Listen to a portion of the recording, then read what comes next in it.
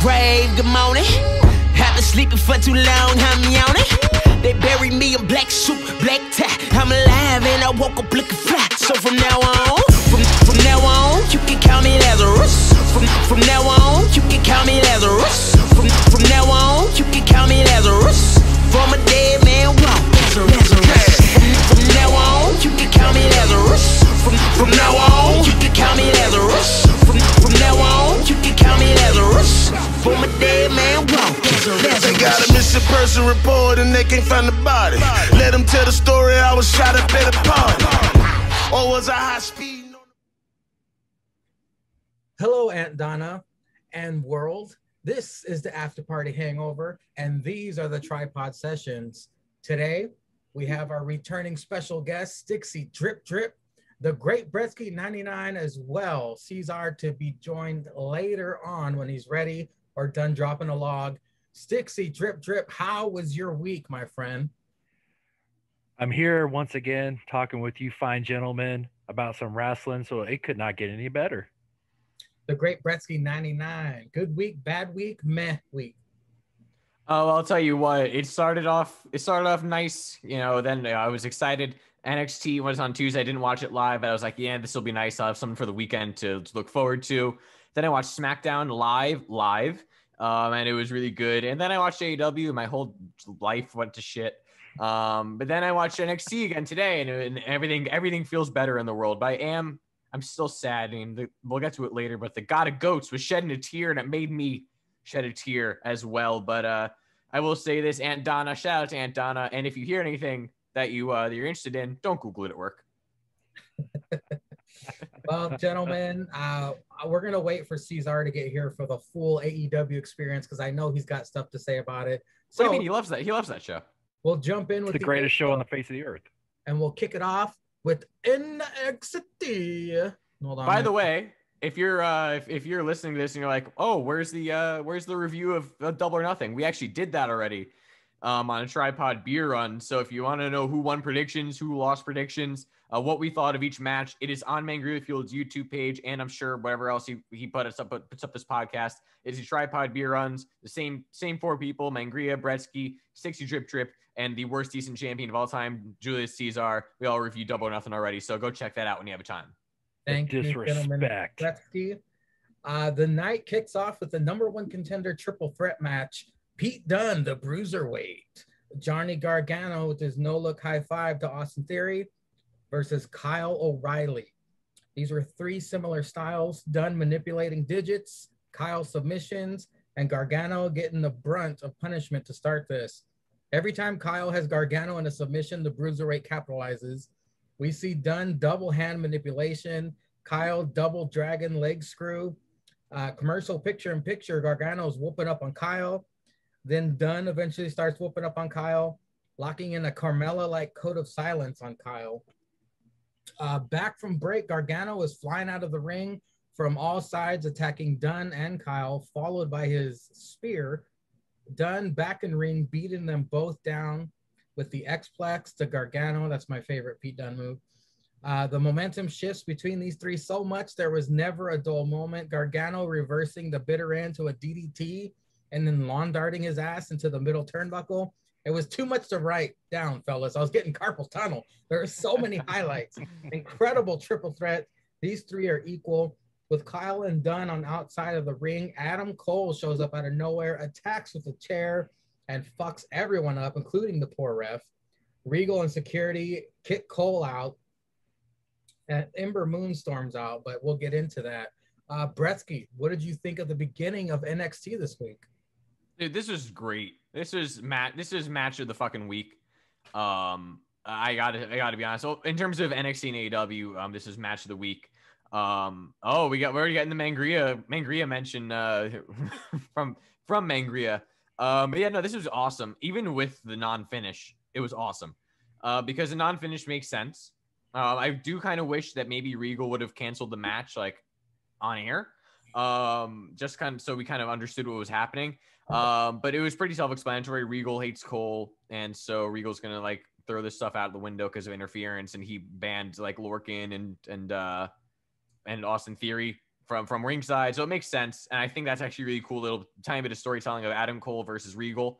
But no, this was just great. I mean, like you said, there was never a dull moment.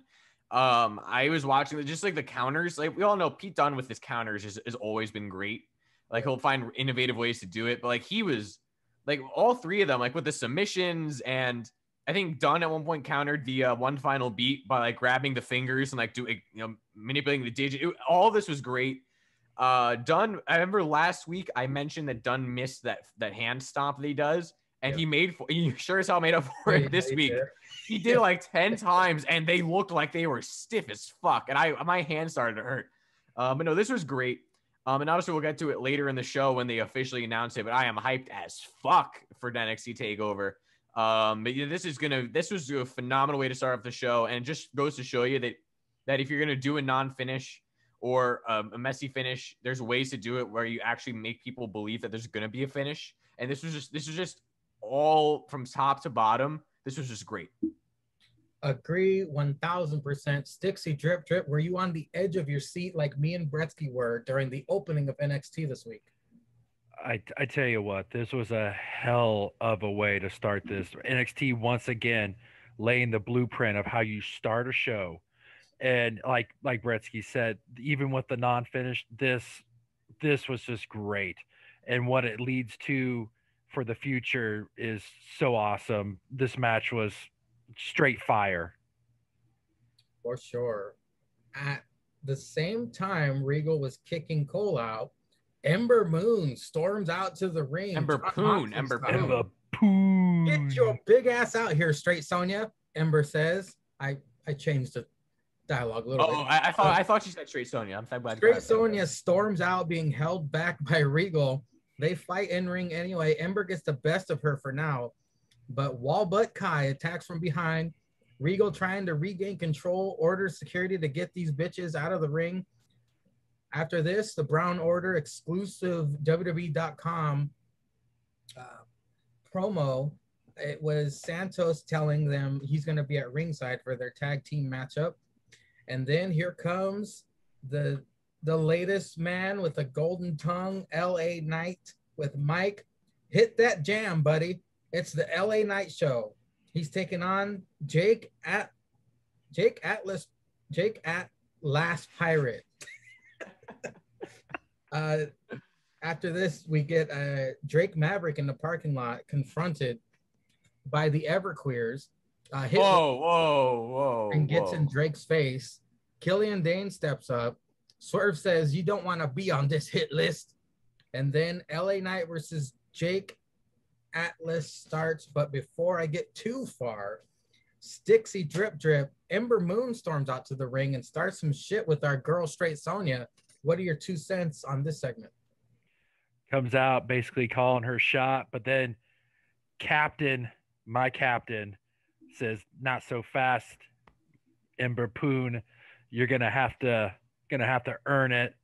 We get that set up, and then once again, the NEC says, "Hey, we got a hit list, so watch your backs because we're coming for you."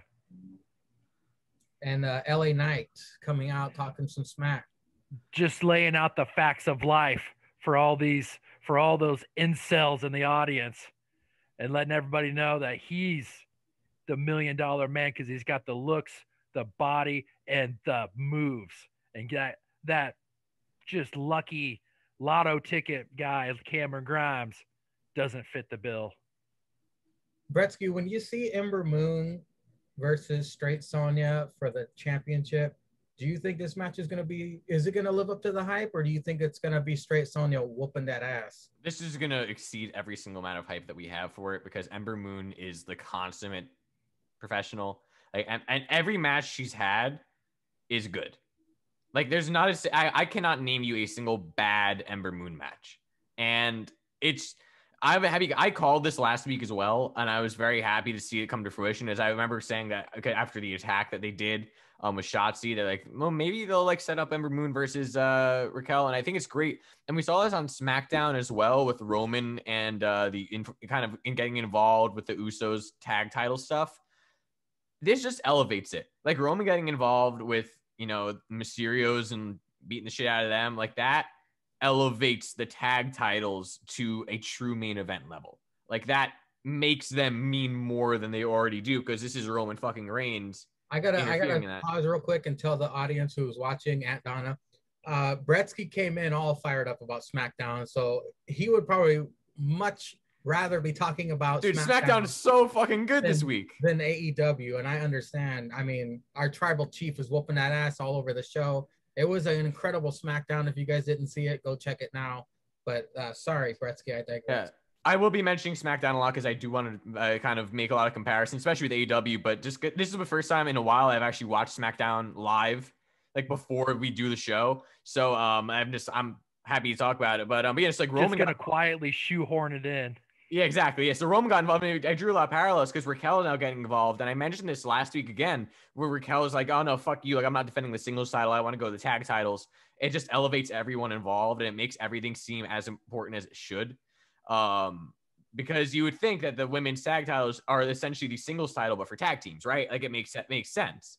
Like as a tag team, that's what you aspire to do, and as a singles wrestler, you aspire to get the women's championship. So I think it helps everyone involved, because clearly Shotzi and Ember versus Raquel and Dakota is not over as tag stuff, but to make this include the women's title just makes everything better.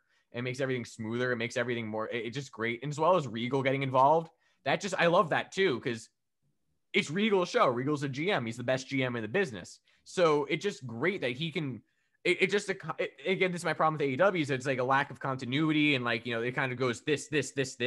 But Regal's like dealing with Adam Cole and all this, and all of a sudden, oh shit, there's this thing going on now too. Fuck, I got to get out to the ring. Like that was great. But and I'm very excited for Ember versus Dakota and Ember versus Raquel. But yeah, then we get the Santos interview with Legato. Again, they're doing great, and I mentioned this to Mangria. We'll get to, I guess no, well, I'll save that for later, because I did forget that was kind of a surprise. But you know, these guys have great promos, and I think that very recently we've been seeing the kind of coming out party of our Raul Mendoza as well, because he kind of been struggling on the stick because of, you know, because of the accent. But he's kind of coming into his own. Their promos gotten better. I love a Santos promo, and Wild has great promos as well. He speaks very clearly. So that was really cool. Then Everrise and Drake Maverick are in the parking lot. And Hit Row shows up, and you know, I gotta say, Everrise. Who was that? Who showed up? Hit Row. I'm not saying it. I'm not saying hey, that. Hey, you got permission. You know, you got permission. The NECs showed up, and I thought you were. Yeah, I thought you were talking about Everrise as well. But yeah, and they show up, and I love this segment as well. Maverick being a fucking goofball and saying you need a new dentist, and like being all cocky about it was hilarious to me. If this means that we get Swerve versus Dane, or like Top Dollar and Wednesday versus, you know, Maverick and Dane, I'm happy with that. I will say Everrise is usually top tier, like S tier. They moved down to A tier. You know, they kind of went down a little bit. I'm very disappointed. They moved down to A tier just because they didn't come back with anything. As well as the mug that I want to buy the mug, and I'm getting a lot of emails now about the mug because I view the page a lot, wishing I could buy it, but it's $20. I don't want to. One that does view that page. I'm waiting. $19 too much. I'm waiting for the sale. You know, I can't spend $20 on a mug. I can't bring my Judaism is kicking in. I can't do it. What? You can't spend $20 on the S tier, the top tier. Oh no, they moved down to A. They moved down to A this week. They had an A. You got to help them get up. It's like those pledgeathons. Help them get back up to that top tier. Hey, they're always an S tier, but this week they moved down to A tier. They weren't as good as they usually are. They weren't phenomenal. They were just below phenomenal. And then whatever was next, LA Knight coming out. I love that he calls them incels now. I believe, correct me if I'm wrong, Sticks, but Eli Drake, wasn't his whole thing like he always called people dummies? Yep. And he called the sound guy a dummy, which I thought was a cool little nod to that. Which was really, really good. LA Knight, when he talks, is great. The San Andreas, GCA San Andreas music is great. Everything about him is great. And what else was there? That I'm missing? Up next, we had LA Knight versus Jake Atlas. Of course, LA Knight wants to be the new $1 Million Man, as you guys said. Knight attempting to use the $1 Million Dream to the moon chants in the crowd. I'm pretty sure I heard Bretsky smile from here. I was like, oh yeah, there we go. Grimes comes out and chats with the $1 Million Man, distracting LA Knight. Atlas with the LGTBDDDT for the win. $1 Million Man shakes head in disappointment and leaves with Grimes. In the medical room, Lorcan and Austin Theory get into an altercation. Of course, Gunn, Johnny, and Kyle with ice packs on because of Cole opening up a can of whoop ass on them. Cole makes his way to the ring. We get an announcement that Poppy returns next week. I don't know why that's a big deal. Cole cuts an in-ring promo, calls out Cross and Scarlett out. Cross says when he signed with NXT, Cole was no longer special. Cole calls him Mr. Overrated. You're just a guy who has my property. Regal comes out. Cross tells Regal to shut up. Gas station weasel Adam Cole. That's what Cross says. Cole gets on commentary table. I am NXT. Then throws an open water bottle towards Cross and Scarlett. And no mic. It wasn't mic'd up, but you could read Cross's lips. Don't let this fucking punk leave the building, Cross mouths. Okay, we'll stop there. Bresky, what did you think starting from the top, LA Knight versus Jake Atlas? I think it was a good match. It went on a little bit too long, I think. I think that maybe I don't know. It was weird because every match had like a good length of time, so I can't think of one that could have gone longer. Maybe they could have given this time a little bit to maybe like a backstage segment with $1 Million Man. Fuck that guy, Cesar. If you're watching this back because you weren't on it yet, toast. $1 Million Man's dead. This was a little bit too long, but at least the action was good and entertaining. LA Knight being too confident. I don't know if you guys remember a few years ago when Baron Corbin was US champ, and they had a match. It was supposed to be him versus AJ, but then Ty Dillinger just because Ty Dillinger fought, I think, AJ Styles and then he fought Baron Corbin. Then he had to like a promo, and they kind of just inserted him into the match. I don't know if you guys remember this at all, but I remember that for whatever reason. And I thought it was good. And I remember thinking that Ty Dillinger should have won because it was like unexpected. Like, why would this guy win? Like, if the feud between Baron and AJ, he's kind of in there. And they announced later in the night that TakeOver, we're getting Cameron Grimes versus LA Knight. I would love to see Jake Atlas be in this match. Just like, well, he beat both of you guys. Like, put him in the match. Like, if it eventually is for like the $1 Million title or something like that, or like $1 Million Man, like in your corner. Put Atlas in there, like have him, I don't know, like have him win or something like that. It's like out of nowhere. Like I think that's like that just brings unpredictability to the product. I think that would be really fun. And if you don't see it coming, I think that would be a really cool way for them to go about it. But this was good. I think that again, another guy who's always an S tier. Fine, Cameron Grimes. He went down a little bit to A, because it seems like they're turning him face. It seems like they're turning him baby face. Beth Phoenix getting behind him. Wade Barrett's kind of mocking him. So I don't know. I'm a little confused. I don't know. It took him a little bit long to get out there for me. He didn't have anything mic'd up, so it was kind of hard to hear him sometimes. And you always want to hear when Cameron Grimes is talking. Best wrestler all around in the business. But I think it took him a little bit too long to get out there. And I'm intrigued. I'm intrigued to see where this face turn goes because it's at least temporary. Against LA Knight because you can't cheer LA Knight unless you're an asshole like we are. I think again, much like Everrise, went down from S to A for the night. Cameron Grimes went from S to. I'm sorry, I'm angry. I couldn't hear you. That there was a little bit of seems like there's a little bit of salt coming out of your mouth. Cameron. Oh, okay. Cameron Grimes went from S to A just for the night. I'm sure he'll bounce back next week. But this is fun. Then whatever the fuck else happened. It was the medical room with Lorcan and Theory getting into it. This is absolutely fucking genius. This is what I love about NXT because this makes sense. It's logical. Lorcan and Theory were banned from ringside, and they're both defending their boys. I love this. This is like, it makes you intrigued. It's like every piece in the puzzle is working towards something. Well, like they're not there. It's no bull rope match, Brett. Oh yeah, of course. It's no bull rope match. But every piece is working together. Like obviously, Theory and Lorcan don't want the title. They're sticking up for their boy, and they're like, yeah, no, fuck you. Like he would have won. No, fuck you. He would have won. It makes sense. And it's going to be a good match. Of course it is. Probably going to be some fuck shit involved. But this is how you set up next week. And you get guys who aren't in the title picture, but are kind of around it by proxy. You make them seem more important. And you make us care, like, oh, I wonder if Karrion Kross is going to beat the shit out of Austin Theory again. Like, what's going to happen? Like, who's going to come out? What's going to, it'll be good. I'm very excited about that. I also like how everyone had someone to check on them except for Kyle O'Reilly, which I thought was funny. I do think, we'll get to it later, I think that's the kind of key factor into something that will come on later on. I think Kyle O'Reilly's kind of getting a little left to the side in all of this nonsense, but I digress. Then then Adam Cole comes out. He interrupts the $1 Million Man, mind you. He interrupts that promo that the $1 Million Man was about to cut in an interview.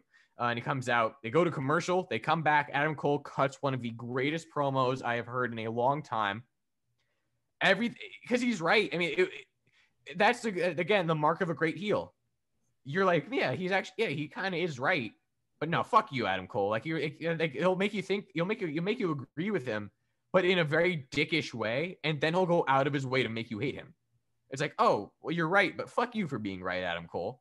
Like, I thought that was good. And then Karrion Kross got a great promo from him. And I'm very happy because I've said this many times. The biggest problem with NXT is that they kind of turn their main champions tweeners to face all the time. Karrion Kross was distinctively heel here. Like, heel versus heel. You knew everyone was booing him. He had a great promo. Scarlett had a very short dress on. Everything was great. Her makeup was awesome. The fucking TikTok in her face was great. Everything about this was awesome. And then we get the announcement from Kross and then from Regal. It'll be a Fatal 5-way. And here's where we kind of confirm it. That is going to be incredible. And I strongly believe, and we'll get to this predictions next week probably, but I strongly believe that Kyle O'Reilly is the forgotten figure, the only babyface in that match. I just saying, we might be seeing a new NXT champ. Sticks, you know what I got from what Bretsky said? Still can't forget that he wants to see a rainbow $1 million belt. That's just, but it blows my mind. That would be hilarious, though. It's like, it's obviously going to be Grimes or Knight, but that'd be so funny. It actually would. Sticks, Adam, what are your thoughts on all that shit we just spewed about? Knight versus Atlas. Obviously, Knight was being distracted, and Jake Atlas pretty much had control the whole match. Like Bretsky said, I think it went maybe a couple minutes too long. They could have gave those couple minutes more to the backstage promo, which was great. And hopefully it sets up Olney and Austin Theory for possibly next week or in a couple weeks. Like Bretsky said, nobody checked on Bobby Fitt or on Kyle O'Reilly. So that gives a little bit more into the story of he is being left. He's not being paid attention to. And Adam Cole, once again, cutting just a straight heat promo. I mean, even Pat McAfee sent out a tweet saying, I hate this little punk, but his 5-minute promo was possibly the best promo that's been cut for a while, talking about laid out 3 number 1 contenders in one night and talking about how people are saying Karrion Kross is special. Well, you find out how special Adam Cole is once they ring that bell, and talks about how he held the title for 408 days and nobody will ever touch that. How Kross has a piece of his property and he's coming out to get it. And Regal pretty much saying, no, you won't weasel your way into a title match. Well, guess what happened? Now he's in a title match, but albeit against 4 other guys, that's just going to be a straight heat, a hot match in your house takeover. I just want a 1-word answer from both of you on this, because I gotta brush the subject because they keep making a big deal about Poppy. So Bretsky, yes or no? Will we see Poppy in one match in the future? Candice LeRae teased it too much. Sticks? Yes. Yes. Okay. Just checking. I do like her music. There's no other reason she would have been promoted for a random NXT show. Up next, Candice and Indy interviewed. Indy listening to 80s power ballad. Candice upset. Let's go. Carmelo Hayes video promo package. I forgot what they said what his original name was. But, Chris something, I think. NXT Cruiserweight Champion Kushida issued his open challenge. Carmelo Hayes answered.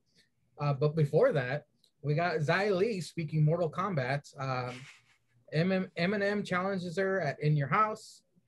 Dexter Loomis finds Indy's headphones playing the 80s rock ballad. That's where Bretsky's heart broke just a little bit and it got dusty in the old Bretsky house. It broke a lot, and my heart broke a lot. This is when they announced the Fatal 5-Way set for In Your House, NXT champion. It's going to be all, we'll talk about that in depth, I'm pretty sure, during predictions, but you want to talk about fuck shit certified. Kushida versus Carmelo starts. Carmelo with a kip up in Tsurugi to Kushida. Springboard backwards, no look leg drop to a hanging Kushida. That was impressive. I've never seen that before. Grimes versus Knight official for In Your House. They announced that during this. I just wrote it down real quick. Great showcase match for Carmelo. Kushida wins with a hoverboard lock handshake afterwards. Great sportsmanlike behavior. MSK cut promo in front of their flag, talking smack about the Brown Order. And I pictured Caesar. I pictured Bretsky throwing his gefilte fish right at the TV. Yeah, fuck you, MSK. Frankie Monet with her bitch and her fruit flies. That was a fruit flies. Zoe Stark and Zeta Ramir versus Candice and Indy. Before I get into that, we will go with Styx Adam.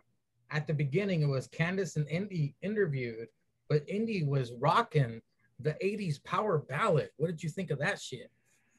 So good. I mean, this love story, we're just peeling back layers of this onion, and her just, I mean, she just looking all mopey and it's just like, you know, like a teenager who just found out that their lover is not interested or has moved on. It's just been so good. It's been so good. This has been, I mean, it's just, not only is this phenomenal when you have anything with the way, but just the intertwining of like inner stories of the way of like of Candace not liking Indy, having an interest in Dexter, and this is just such good TV. And Kushida versus Carmelo. Oh, you mean the time jumping Jap open challenge? Jesus, yeah. Where's the edit button? Oh, Sticks had a couple of mics tonight. I only wrote down a few things. One, whenever Kushida looks angry, it reminds me of like a frog, just the face he makes. And Hayes looked good. Kushida retained. That was it. And Dexter, a follow-up to that first segment, finds Indy's headphones playing the 80s rock ballad. Oh, did it get dusty in the sticks? Oh man, it was way dusty. The allergies were kicking. And good thing I had a box of Kleenexes next to me. It was just so good. This storyline. So after you beat off, did you watch this? Yeah, the Kleenex happened to be there just like for other reasons. Yeah, because basically I had a little bit of dustiness from the shame and the regret of the originality of needing the Kleenexes, but this just added more to it. A little bit of that PNC. Yeah. Did you like MSK's promo ragging on the Brown Order? Yeah, it's okay. I mean, I think these guys, they're good, but I mean, these guys should drop it to the Brown Order. I mean, I think the Brown Order should be the next faction to be quote unquote draped in gold. Well, it looks like Frankie Monet's entourage now includes not only her bitch, but her fruit flies. Is this going to be a reoccurring thing, or is this just Frankie Monet bragging about how she whooped ass last week? I think it's both. I think it could, because in with Taya Valkyrie, she had Johnny with her, and then she had a dog, which wasn't actually a dog. But I mean, this is kind of, that might be, and I think it is kind of the blueprint of what they're gonna go forward with in NXT, which was good for her in Impact. So this is going to be nothing but great for her in NXT, with obviously a bigger crowd and more eyes on her. Bretsky, thoughts on the Candice and Indy segment? This is all great. I mean, because that's the thing about the way too, is that they have 4 members and they all have their own unique stories and traits, but they all do shit to get everything else like over and like put on. It's like I said earlier, Austin and Oni, like that's their own personal beef, but it puts over the main event of In Your House. This stuff, Candice was really hinting at Poppy being an in-ring competitor, and it's hinting at that stuff. So putting over Poppy being, you know, on TV, but then Indy, I was wondering what the headphones were. I like how the idea of Candace not noticing the headphones like while they were walking to go do the interview, but then she happened to notice them like while they were doing the interview. But that was so funny. Like as soon as she said, "What are you listening to?" 80s rock, but what? Like when as soon as she said that, I lost it. That was incredible. And then it's just like I like how it went to commercial with the music playing, and then it came back from commercial with the music playing. And that was just so funny to me. You know, this is great. Like everything Stick said, like this whole story with Indy and Dexter, it's goofy and it's silly and it's fun, but it's not to the extent that other companies that we talk about go with the goofiness, where it's like, oh, that's fucking idiotic, that's phony, that's nonsense. This is like, yeah, that makes sense. Like, sure, one's a heel, one's a baby face, but like anyone can fall in love, dude. Like that makes sense. Like it's funny and it makes you smile, it makes you cry, but it's a story. Like that's what we're all here for, is to see good wrestling and be entertained and be hooked on soap opera. You know, it's goofy, but for a reason. Kushida versus Carmelo. All I could think of was Carmelo Anthony as soon as I said the name Carmelo. And I just like, I really want him to go all in with that, with like names like a slam dunk or some shit like that, or like the posterizer or something like that.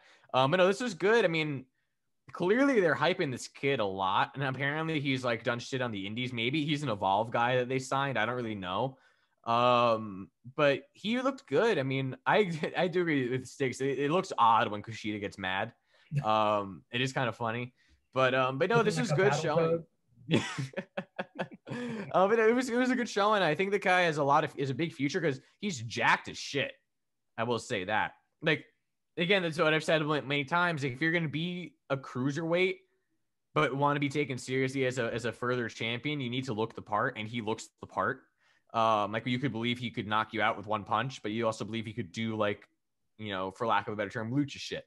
So it makes sense. I thought it was a good showing. It wasn't the best match, but I don't think it needed to be. It wasn't about Kushida. It was about Carmelo Hayes, you know, getting over, but Kushida retaining. I thought that was good. Definitely a good little match to have in there. Nothing really special, but nothing that took away from the show. Before I bring in Cesar, really quick, do you have any thoughts on MSK's promo or Frankie and her fruit flies? Was there anything? Wasn't there like a third thing besides those two? They announced Grimes versus. Loomis finding the music. Oh yeah, that tore me apart. That tore me apart inside. I went through about 5 different shirts, you know, just blowing my nose in them because I'm pure at heart, so I didn't have the Kleenex with me. You know, whatever. Don't Google that, Aunt Donna. Don't Google that. Not at work, at least. On your own time, do whatever you want. But no, yeah, I cried. This is so good. I already said what I said. Like, it's so good. The tear running down, like, it's just subtle, but it was so good. But yeah, Frankie, man, I hope that she has the fruit flies with her. That's great. It goes with the character. And I think it's funny. You know, it's funny in the right ways. Like, it makes sense. And then MSK, I think this is the best promo they've cut on NXT because it was intense. But I agree. We'll get to it in the main event. I do think they should have lost. Alrighty, that being said, let us welcome the greatest decent champion in APPW history has joined the Tripod Sessions. Julius_Caesar. How was your week, my friend? Yeah, it was good, man. You got me on hold for like six minutes. Were you taking a shit? I was waiting for Sticks and Bretsky to finish their thoughts uninterrupted. No, it's Caesar. No, wait. It's his gimmick. Yeah. Why would I interrupt? Why would I interrupt Sticks? Sticksy block God drip. What are you drinking? And Brett Bob. I'm drinking Family Coronas. Oh, Corona's nice. Yeah. You're drinking Fast and Furious because they're gonna build underwater cars in the 10th one. Quarter mile at a time. Mm-hmm. Well, Cesar, we are right in the middle of NXT. So I will get your thoughts first on Zoe Stark and Zeta Ramirez versus Candice and Indy. You gotta love how Beth is fully committed to Index. She says, Index is like Ross and Rachel, Corey and Topanga. And Wade's like, who? I'm a 40-year-old man. Oi.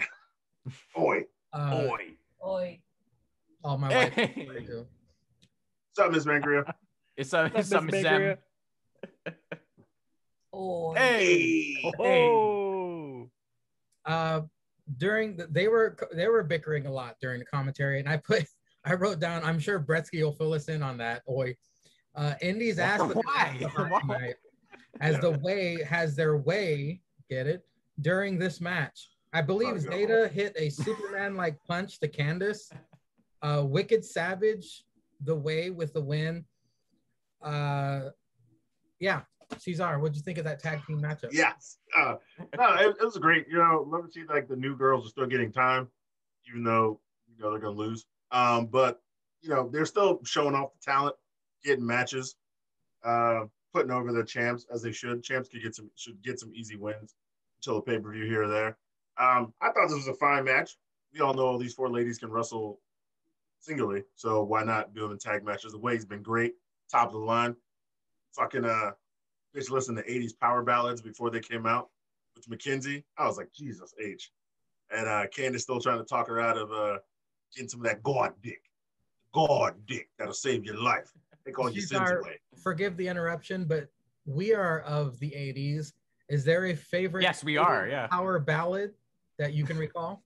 I look like I got emotions like that. Do I look like I sit there listen to 80s power ballads and cry and shit? Yeah, no. when they don't have the craft beer on tap. They didn't have that shit in the 80s, so I wasn't drinking then. Look, I do like the great rock songs in the strip club. Hot for teacher, pour some sugar on me, cherry pie, and all that. Oh yeah, cherry pie, yeah, and all the good cracker songs. Let me just luscious hair swaying in the wind, playing that guitar. I like to imagine Cesar's full hippie, like the full like long hair. Maybe like the tie-dye shirt back in the 80s. No, Cesar with a mullet. Let me just get this out of the way real quick. Eminem, I've been a marked woman my whole life. Listen, Chiquita, I'm going to beat you. Then we get an NXT UK commercial. I always got to point that out because they don't get enough love. The Diamond Mine is opening soon. Whoop-de-doo. Ember Moon interviewed backstage about being attacked. Going to challenge Straight Sonya after taking out Wallbutt next week.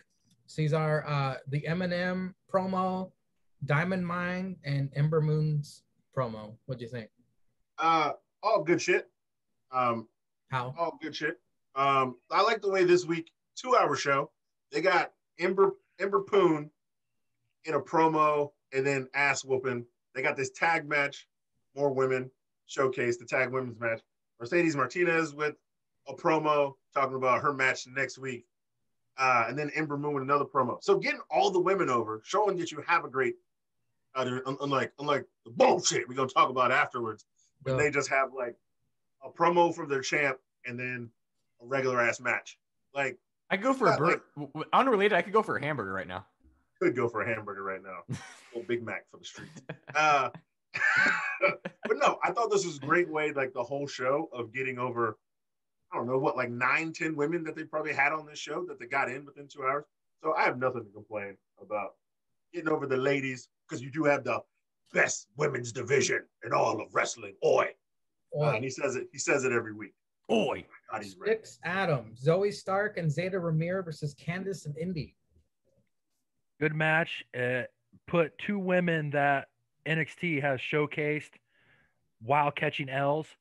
Went ahead and put them together, put them against their tag team champions, had them look strong, but also were able to put over the women's tag team champions. Good match, and of course, the Way got the win. Also, we have Eminem's promo.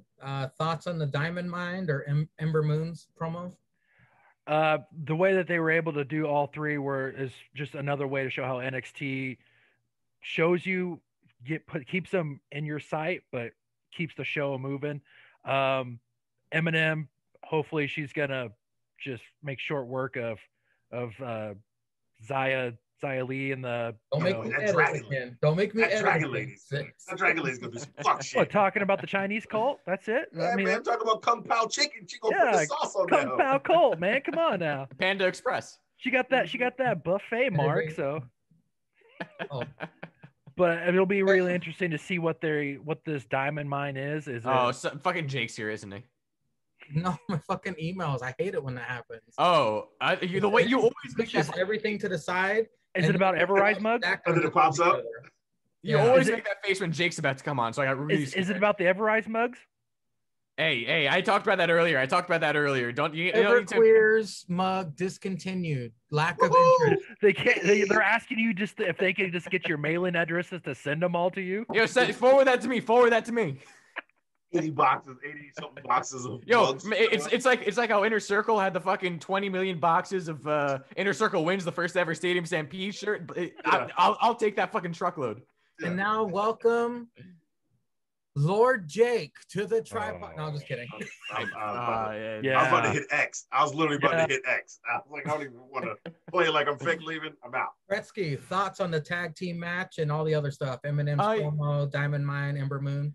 Yeah, I think this was a really good show for NXT because it was bookended by 2 phenomenal matches, and the stuff in between, the matches weren't like right home to your mama about, but they were still good and they still like served a purpose. I like the fact that Zeta Ramir and Zoe Stark are put together, not randomly, but because they've shown in the past couple of weeks, like, yeah, they're not really a team, but they kind of came in together in NXT. They've kind of bonded because they've both been attacked by Tony Booty Storm. Make sure you're on incognito mode for that one. Shout out Aunt Donna. What up, Aunt Donna? greatest EVP of APHO. But yeah, it's this was fine. I mean, it wasn't, again, not a phenomenal match, but it was still highly serviceable. And it put him over. I also love the combo of the Wicked Stepsister into the Pretty Savage elbow. And that's the thing too, is that they actually have a tag finisher, and sure, it's both of their finishers, but of course, who the fuck would kick out of that? It's 2 finishers. You got the 2 finishers. Yeah, exactly. So then I think that we glossed over it earlier, the Tian Sha promo on Eminem, like earlier. That was a great one. And this was a great promo from Eminem. And I believe Styx said it, like it was great because it showcased everyone. But like it was 5 seconds. Like it wasn't that much time, but you set up a takeover match. And it's gonna be a fucking good takeover match too.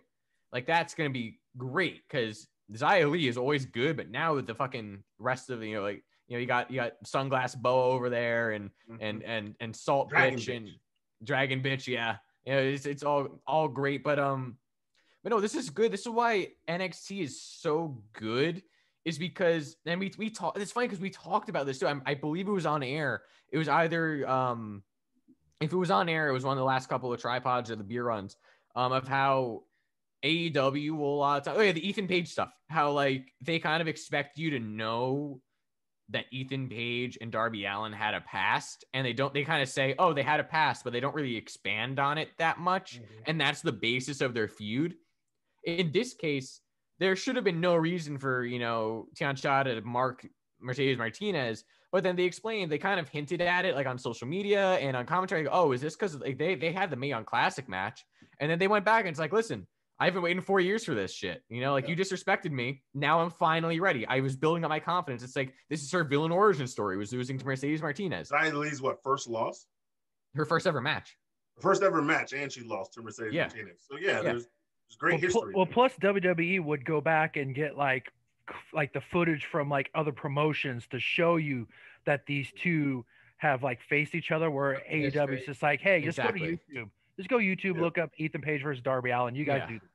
Yeah, but it was good because it was obviously it was a WWE banner like Mae Young Classic, but still they showed the footage. They showed the disrespect from Mercedes Martinez to Xia Li, and it's her villain origin story, really. And it's great. It's like, listen, she didn't do anything about it then. She waited. She waited her time. She waited till Mercedes Martinez was finally going towards the peak, getting towards the title. She's ready. Eminem's ready. This is gonna be great. And as soon as they said it was for TakeOver and not for fucking Full Circle. Full Circle. Yeah, as soon as they said it was not NXT, it was going to be on TakeOver, I popped huge because this is the first time in a while I can think of any pay-per-view on any company, on any card, having a women's match that has a build-up, a short build-up, albeit, but a build-up, and it's non-title going to be on that card. This is absolutely great. Like, even like, Tony Storm versus Stark was not really built. It was kind of like a pre-show match that kind of led to a feud. This is a feud, and that's again NXT. They can do this short build, like in 3 weeks. They're able to do this for 3 weeks, like short feud, but you care about it because it makes sense. So I thought that was really awesome of them. Actually, the last one was Dakota Kai and Tegan Knox when Yes. Trey Sonya came out, and how good was that match? That was so good. I actually watched that back recently. It was so fucking good. It was a gimmick match, but it was fucking phenomenal. I laughed because I forgot that when Straight Sonya went to powerbomb Tegan Knox off the rope through a table, the table didn't break. Table didn't break. She bounced off that shit. Oh, that was great. But no, this was great. I'm very fucking hyped for that match. And it just makes TakeOver all that better. Yeah, Diamond Mine. Okay, they've teasing this for a long time. And then Ember Poon, rather. Great promo again, getting her on the show twice, making the NXT Women's title look even more important. Good fucking job. Up next is the main event of the night. The tag team championships were on the line as MSK took on the Brown Order. Mendoza with a mask, Santos sitting by commentators, masked Mendoza, the Brown Knight, laying a chest-shattering chop that sounded like a gunshot on Carter. There's always one move every week someone lands that just fucking breaks your speakers at like, home. Pow! And then we get the grizzled young vets out to observe, get jumped by Ciampa and Thatcher Mad. I think they have a new shirt. But I didn't really see it. I just combined it. It's Ciampa and Thatcher Mad now. I'm about to just call them They Mad. Then MSK flies ring on top of the Brown Order. We get picture-in-picture. Wesley taking it to Wild. Lucha Knight tagged in and takes control.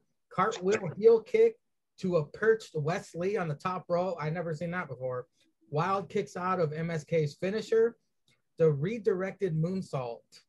That's also an awesome move. The Lucha Knight drop kicks Wesley. His head hits the middle rope on the way down. Santos tosses Wesley into steps on the outside. A butthole clinching 2 9/10 to Wesley after a Mexican leg sweep heel kick combo. MSK retain after Bronson squashes Santos on plexiglass. It went 10 minutes over. Cesar, this fucking main event was, what do we say every week? Fucking free money? Fucking free money. Holy shit. What did you think? They do have a new shirt. Yeah, I just found, I figured I should go on the shop and see if they had it. It's the picture. I was just on the shop looking. I just sent it in the chat. I thought you saw it in the chat. Dude,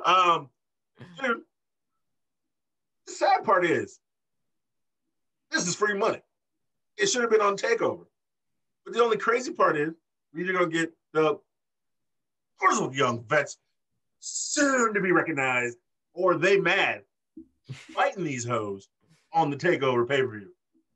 So I'm mad, but yet I'm not mad, because it's still going to be a great match either way.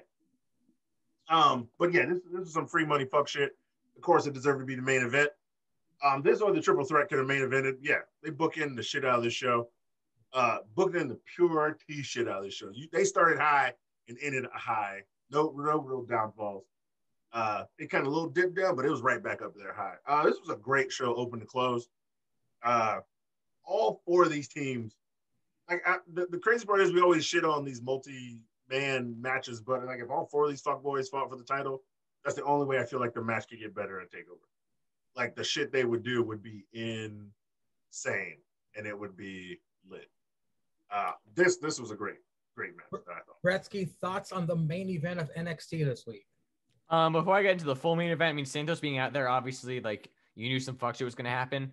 And he did his part very well, and he was selling the shit up everything, just like with his facials. But I just want to take a moment to especially shout out the way that he fucking sold Bronson Reed, sandwiching him on the fucking, where he just collapsed and did not get back up. That from what we saw on TV, fucking incredible sell. Incredible sell. Real. It might have just crushed him. Yeah, Bronson fucking cut the line, like ran right at him. That was great. I'm very intrigued by the potential of a Santos versus Bronson match. I don't quite know how that'll go, but I'm very interested in it. But Johnny matches were good, but it's fucking Johnny. Yeah, but this is also a different kind of style. Like Santos is still different from Johnny. So I'll be very interested to see that. But yeah, no, this was fun. The only issue I think that MSK should have lost. Or at some point, I think Brown Order, like I said earlier, Brown Order needs to be draped in gold. I do think that for us to take Wild and Mendoza fully seriously now, they should win the championships, or at least early. win. It's kind of early though, because they just won the tag team championships, like the Dusty Cup, and then what? It's like the third title defense. No, they had more. I think they had like maybe 5 title defenses. But no, I get what you're saying. Right, it's but I pretty think early. the other matches just been matches. Okay, but I agree. It's been pretty early. But I think that it's kind of okay. Like unless like, cause I don't like to see Brown Order them losing all the time now. I mean, they win in the 6-mans, but whenever they're in like any sort of tag team match where it's just like, or it's 2v2 or 2v2v2, they are losing. And I think that's because Santos ain't out there cheating like they are for him. But I think that's a slight issue though, only for them because they're at the point now where they can be on the same level as Santos. In terms of in-ring skill, and they've really come into their own over the past year and whatever. So I think they should start winning at least some tag team matches. Again, because they won a couple in the Dusty Cup, but they kind of got eliminated. Other than that, like MSK is always exciting. I still hear boos from the crowd. I don't understand it. Like they've done nothing to make themselves be booed, which I don't understand. But I guess LA Knight's right. The Florida incels are kind of dumb. But yeah, this was fun. This was fun. It was a great way to bookend it. I do think the triple threat was better, even with the no finish. But I think this is still phenomenal. I would have had either one be in the main event. It still makes sense. Yeah, this was great. This is a lot of fun.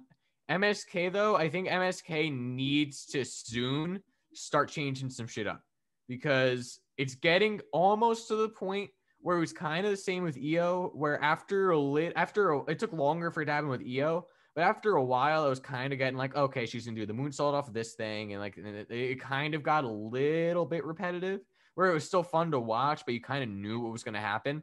MSK's kind of about to reach that plateau for me. So I would like to see them incorporate some new stuff, maybe slow it down a little bit every here and there. But other than that, I was a big fan of this match, and I'm excited to see where it goes. Everyone hates Legado apparently, so MSK just wants to team up with everyone to beat up Legado. So I'm excited to see where it goes. Well, Stixie, drip, finish up NXT for us this week. Your thoughts on the main event?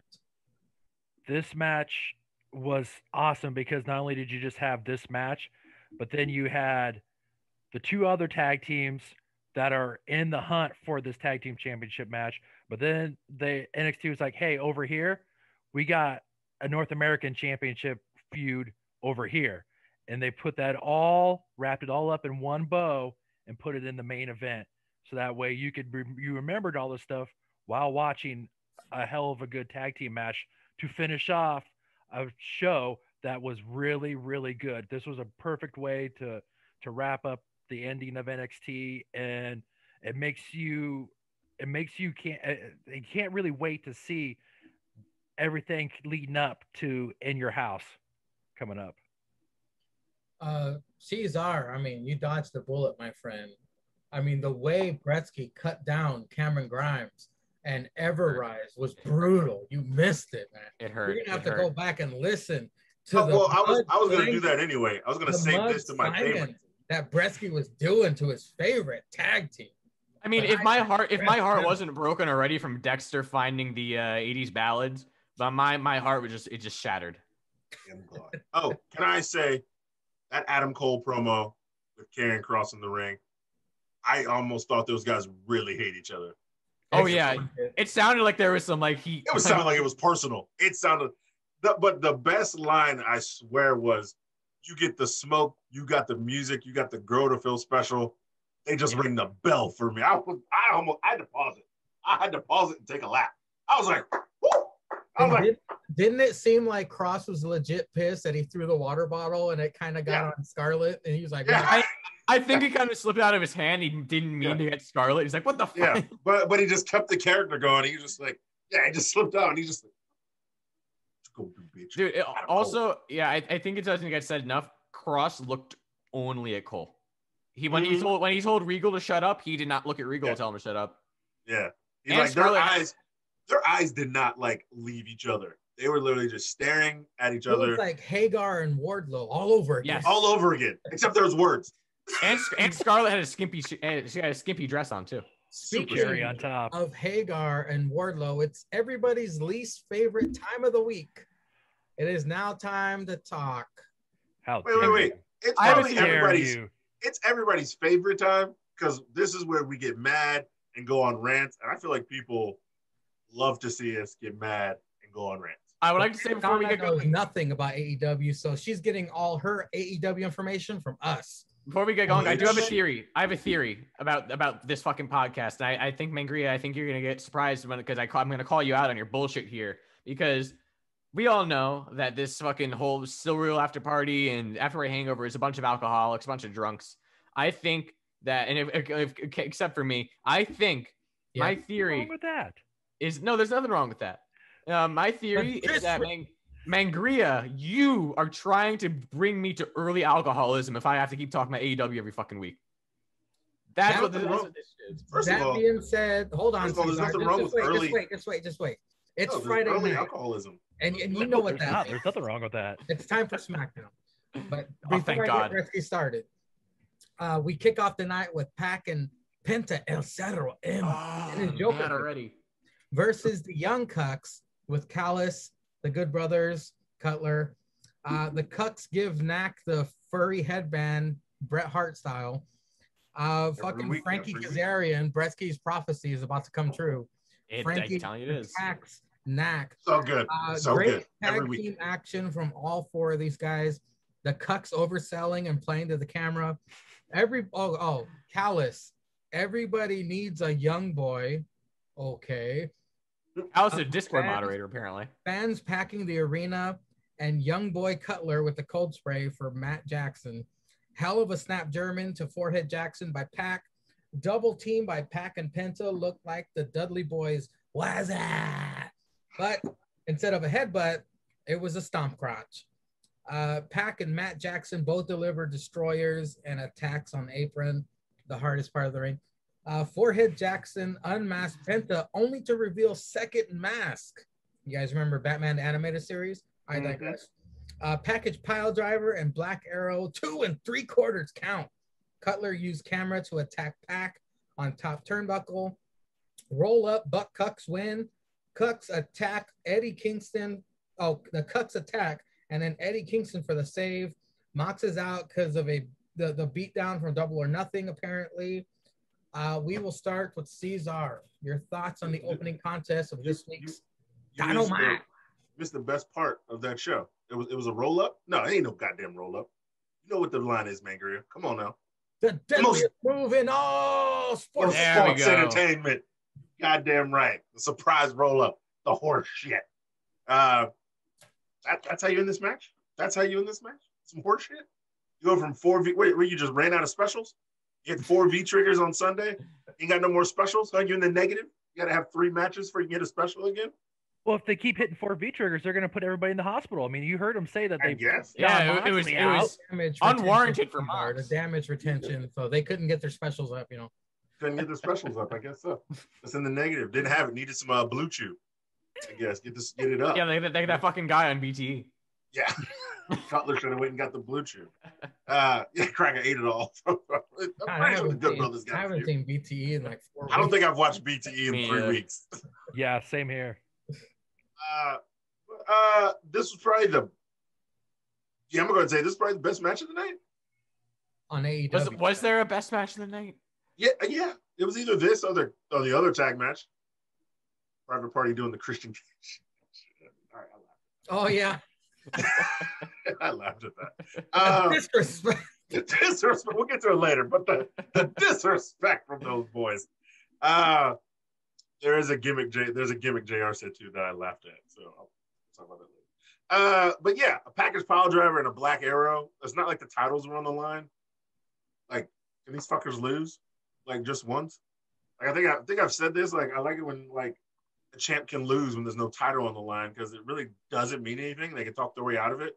And then that's the day that Kofi Kingston rolled up Bobby Lashley in that match. I was like, oh, shit came true. Oh, somebody's actually listening to this fuck shit. Maybe one of the 40 people is like the real shitty writer on Raw who like just says something random. They're like, give you a try, fucking boy. It's just Vince laughing. We'll call him the NECs. That'll be funny. Yeah. Vince would say that. Vince would just say the word though. He'd say the word. He said it before Cesar said it. Speaking of NECs, I did call that guy who wrestled Kushida, I did call him NC, like New Cracker, because I was like, who's this cracker? I was like, he's some new cracker that's wrestling? So I have more nicknames for it's all about N and C's on NXT. But no, I thought this match was good. And of course, yeah, Eddie comes out and they have a promo later, and you know, your mother. You can never go wrong when Eddie's on the mic. But yeah, I thought this was a good match. Usually a great tag match is the way to start a great show. Undisputed Era on how many takeovers in a row? Let's be honest. So I thought it was a good start, and we really shit the bed in the second hour of the show. Sticks, I'm pretty sure we're gonna all be simpatico on the shittiness of this show. But what were your thoughts on the opener? Well, once again, the best booker on the face of the earth, Tony Khan, opens up the best show of the week with a hot tag match. The disrespect of the commentators calling everybody in the Young Bucks entourage stooges, and just the way the Young Bucks are they're embracing this over the top being heels, having the young boy. I mean, I can't wait to see who in APPW has a young boy. Maybe that TGB will have a young boy. It's definitely some ball gagger. He would actually have a young boy though. I think that's more Jake's thing, though, right? That's got to be Jake's gimmick still. You know what? He's right. It's literally drunk Jake that would have a young boy. I thought a young boy's head was gonna pop up. I was waiting. That car he was in. I was waiting.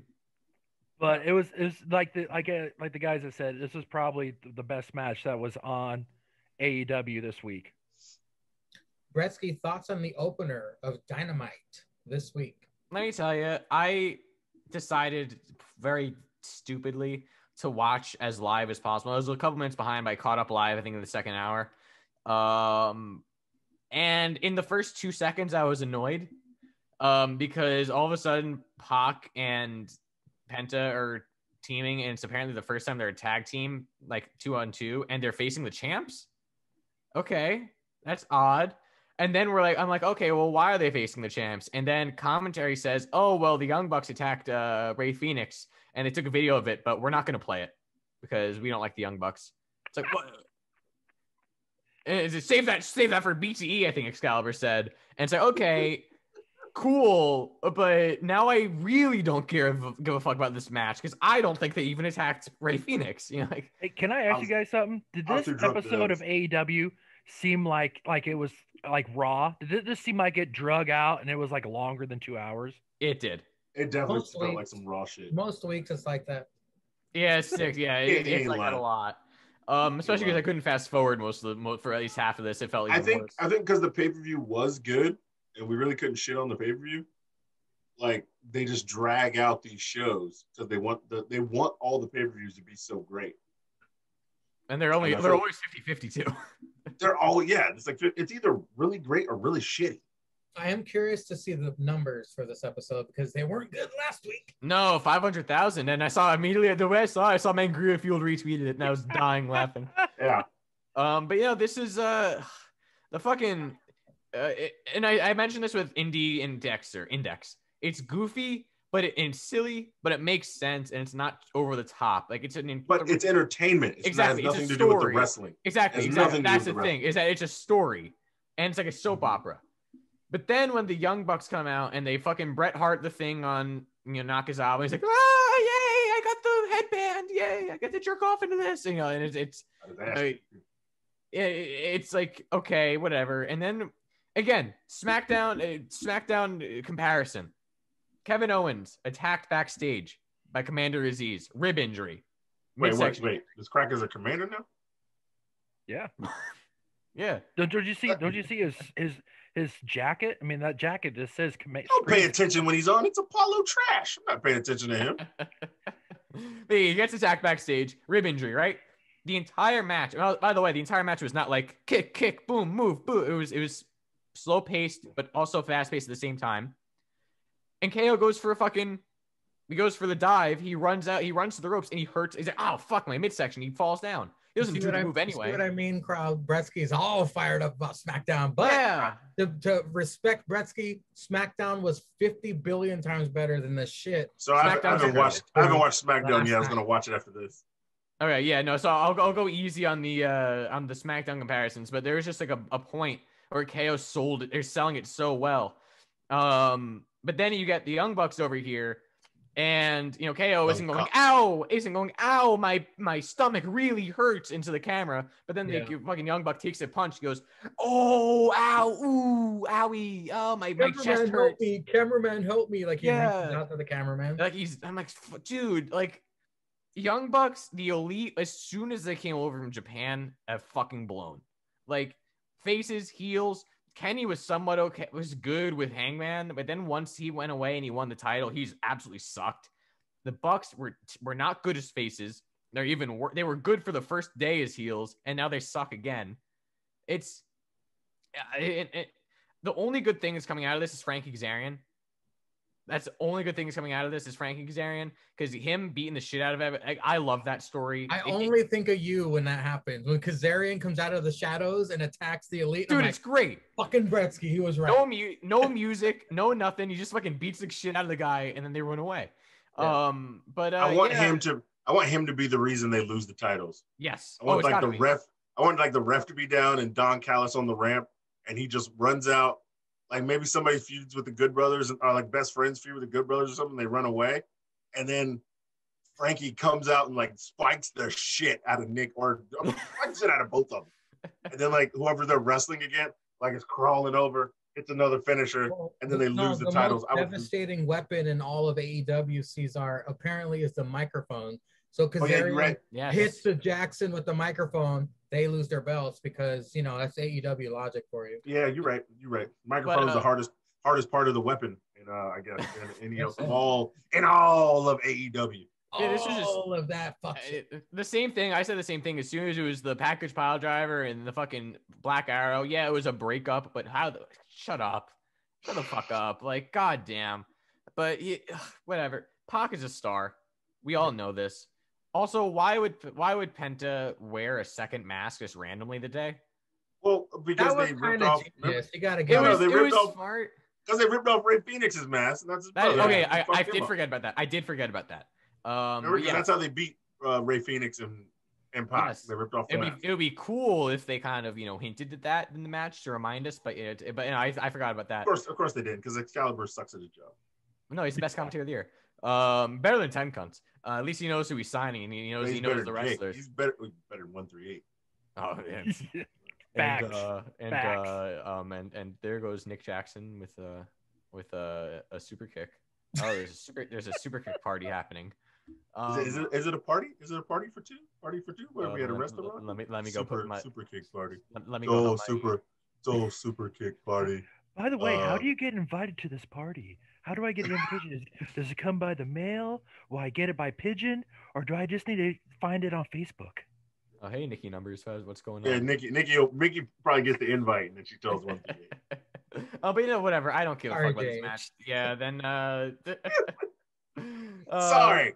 It's all in good fun. Yeah, we're a gimmick. Like when we say, oh no, we mean fuck City. Yeah, it's like saying fuck City. The only time this podcast is serious is when it's time to shit on AEW. That's true.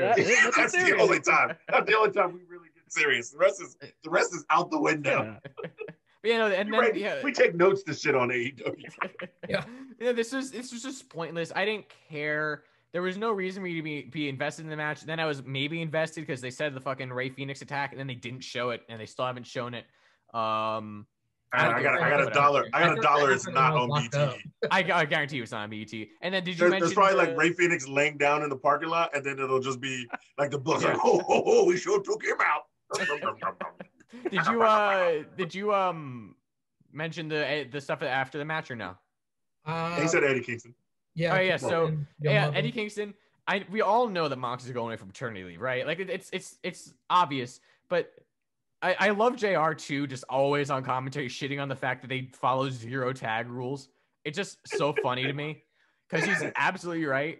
Well, behind the ref's back. I mean, what the hell is he doing? He's always the best part. Come on, Knox. What are you doing? JR calling out the fuck shit is the best part of every fucking Dynamite. Calling the mistakes live while they happen is probably the best. And you know it. And he still might work for Vince. Yeah. He still might be working for Vince. Eddie Kingston. This is like one of the few things that I kind of liked, even though I hated the fact that they randomly. Oh yeah, that's right. Penta was a face today. Penta was babyface today. If you say so. Because he was cheering, like he was beating the Young Bucks, and apparently Pac was a face again for a night. Big Show booking. Yeah, well, that's Light why he's switch. there. Turn on, turn off. Turn on, turn off. Fucking whatever. And then Eddie Kingston came out and he saved the day because Moxley is dead from 4 BT triggers, even though he was the AEW World Champ for like 12 years. And he, but yeah, it's whatever. I don't care. Apparently, yeah, I hated the fact that the whole Eddie Kingston and is now turning heel on Pac and they're all faces. That started this whole goddamn nonsense with Death Triangle being face one day and heel the other. I miss Alex Abrahantes being an asshole. Penta says. Funny. Oh, that was actually funny. Yeah, that was actually, I enjoyed that. Yeah, pick up that t-shirt at shopaew.com, by the way. No. What are you promoting their shit for? Hey, isn't it part of a punishment I gotta do? Aunt Donna, don't do that. Aunt Donna, don't do that. Yeah, don't do that, Aunt Donna. Don't spend any of your money on it. Even though I said that, don't do that, Aunt Donna. Do not do that. Oh, I forgot about your punishment. Yeah, keep that punishment. No, I thought the punishment was something else with our favorite booker. And look, fuck you, Jake, for not watching the tripod. And fuck. Well, he's not gonna hear this. Jake. Hold on, time out. Your life already sucks, but at least do something with it. Pause. Time out. Okay, you fuck boy. Motherfucking Jake. This sweet lady, Aunt Donna, takes her time. The shit you can't get back. We live in the present. We can't live in the past. That shit's gone. We can't reach the future because we're in the fucking present. That lady takes her time out to watch these drunk idiots, asshole, and fucking Bretsky talk about wrestling and put together stupid ass promos making fun of each other week after week after week. This man Mangria takes his hard-earned time. I mean, he ain't got shit to do, but he still spends his time recording all this fuck shit and buying cameos. And that sweet lady Aunt Donna, shout out Aunt Donna, real one. Yeah. Shout out Aunt Donna. Day one shit. You don't know who she is on the planet? On the planet? We only know about your mother because Brother Quarter's fucking that bitch every other week. Not to call that bitch no hoe or call that hoe no bitch. That's the only reason we know about your goddamn mother. We're talking about Aunt Donna. Don't you disrespect Aunt Donna again. I'm driving up to New Hampshire, New Cracker. I don't care fuck where you live. I'm stopping a mud hole with drunk ass in the car. All right? Then I'm going to run you over and put you in the trunk. All right? No, you gotta disrespect. You gotta pick me up. Disrespect on Donna like that. Gotta pass through Jersey, pick me up, go to JH's house and put a straw up his ass, and then we go up to New Hampshire. That's on the way back. I'll hit that shit on the way back. Don't you ever disrespect on Donna again. I hear some fuck shit like that again. Well, Bretsky, I got time. I got PTO. You think I won't pull up? I'll pull up. Bretsky, forgive me, but I'm gonna move on. Yeah, no, I don't care. I'm gonna. This is all nonsense. This fucking show is a train wreck. Tony in-ring interviews Mark Henry. AEW is not broken, according to Mark Henry. Oh, with no he got paid so much money to say that. Interrupts. My glasses just broke. I can't drive home, JR says.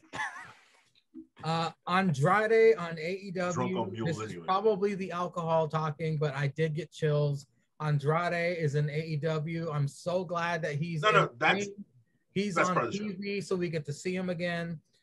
They mentioned he's the IWGP Intercontinental Champion. Andrade. No, he was. I will beat the old face of AEW, Andrade says. You're drunk. Would you shut the hell up? Yeah, I will be the new face of AEW, not I will beat the old face.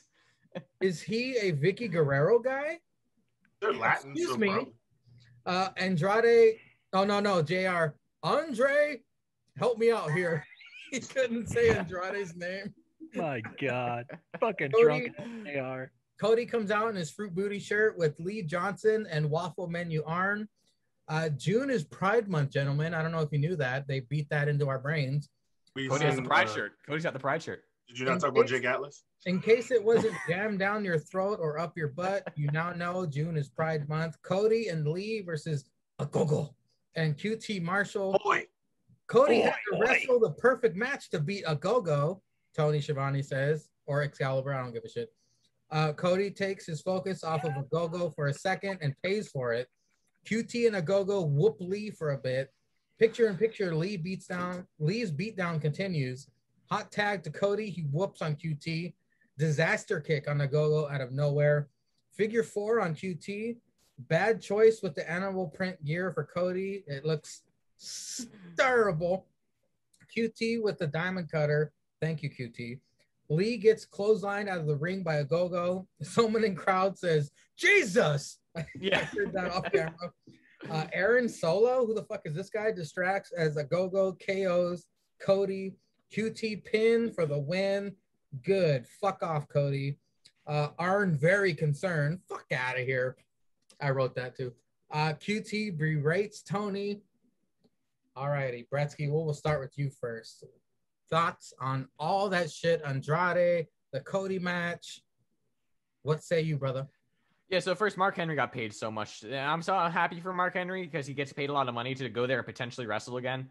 But yeah, no, good for him. He's getting his check. He got paid a lot of money to say that AEW is not broken.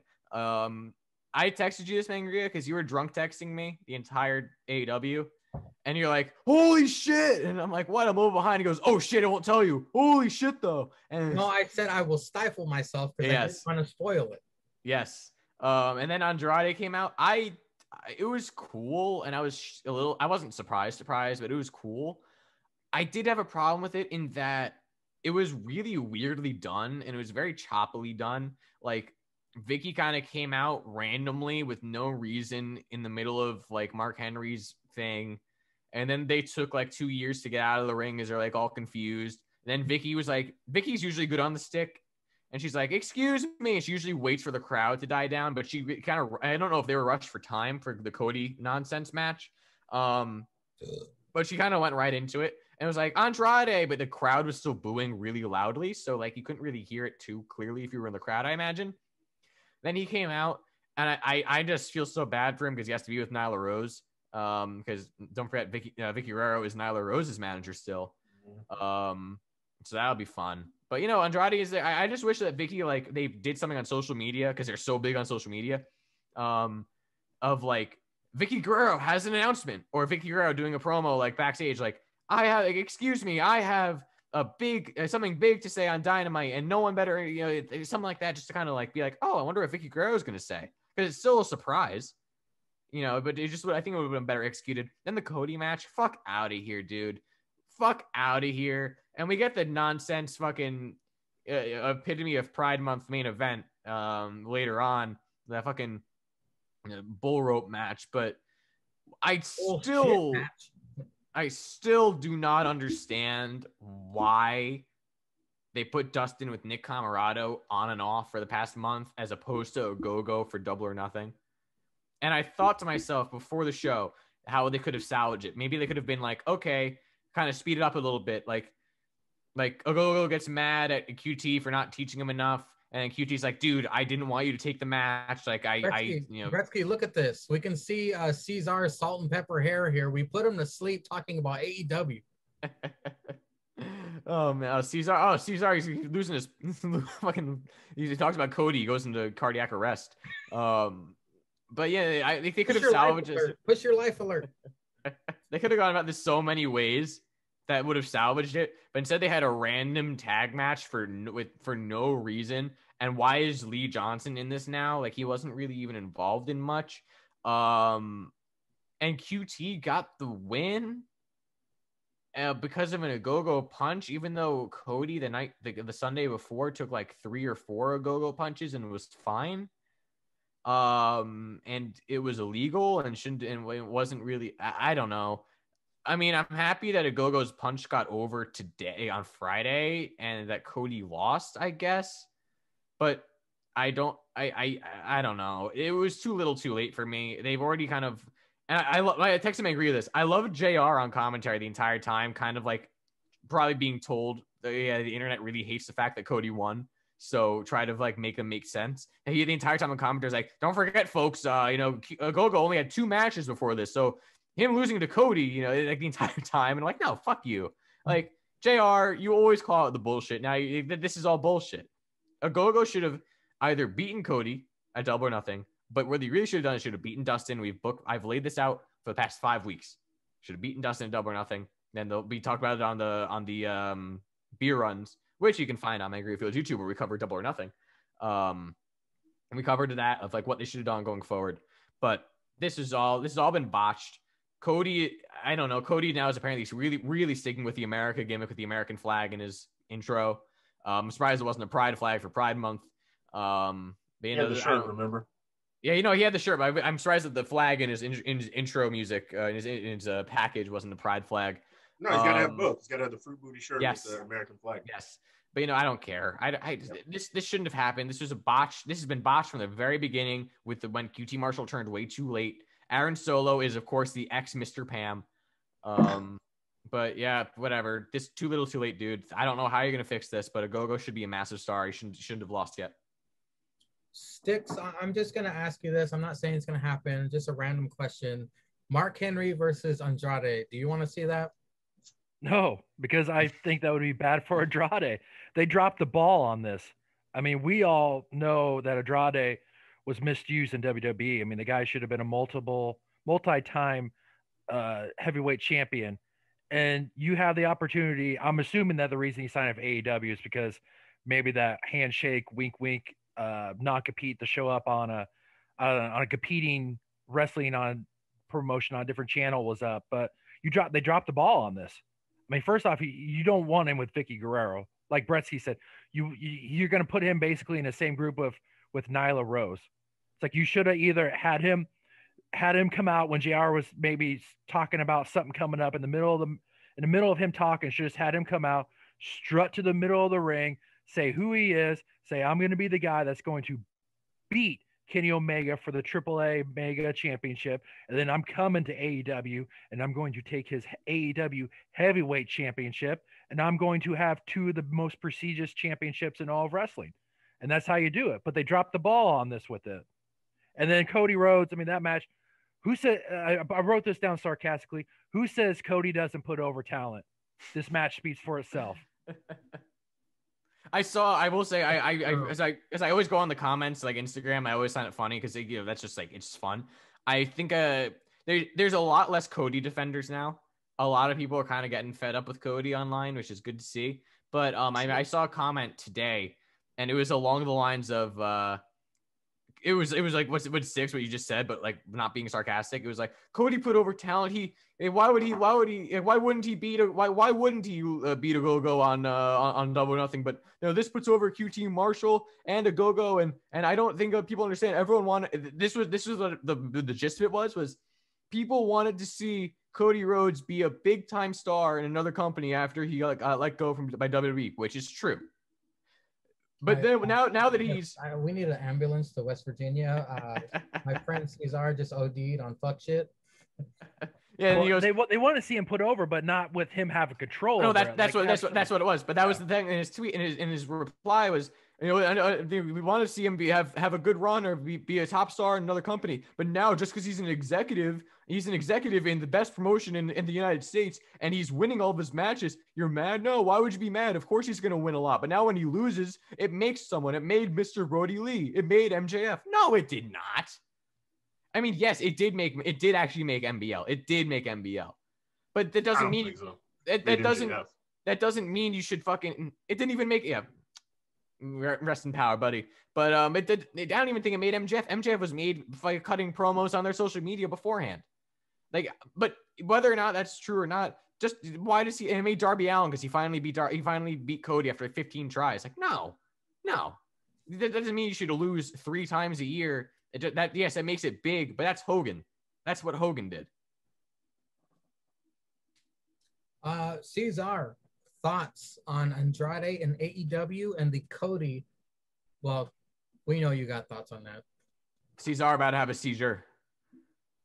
Andrade makes sense, but yeah, like Stick says, he didn't say the right thing. I don't think he's signed yet, so he's not all elite. No, he is. They made the post about it. Andrade they made the post already? All right, so I didn't see the post. But yeah, like the fact of the matter is he should have just hyped up his match with Kenny to get those eyes to come to that promotion. Because Kenny's got to defend the title against Andrade. So if Kenny does drop that title to Andrade, it would be better if he came back with that title.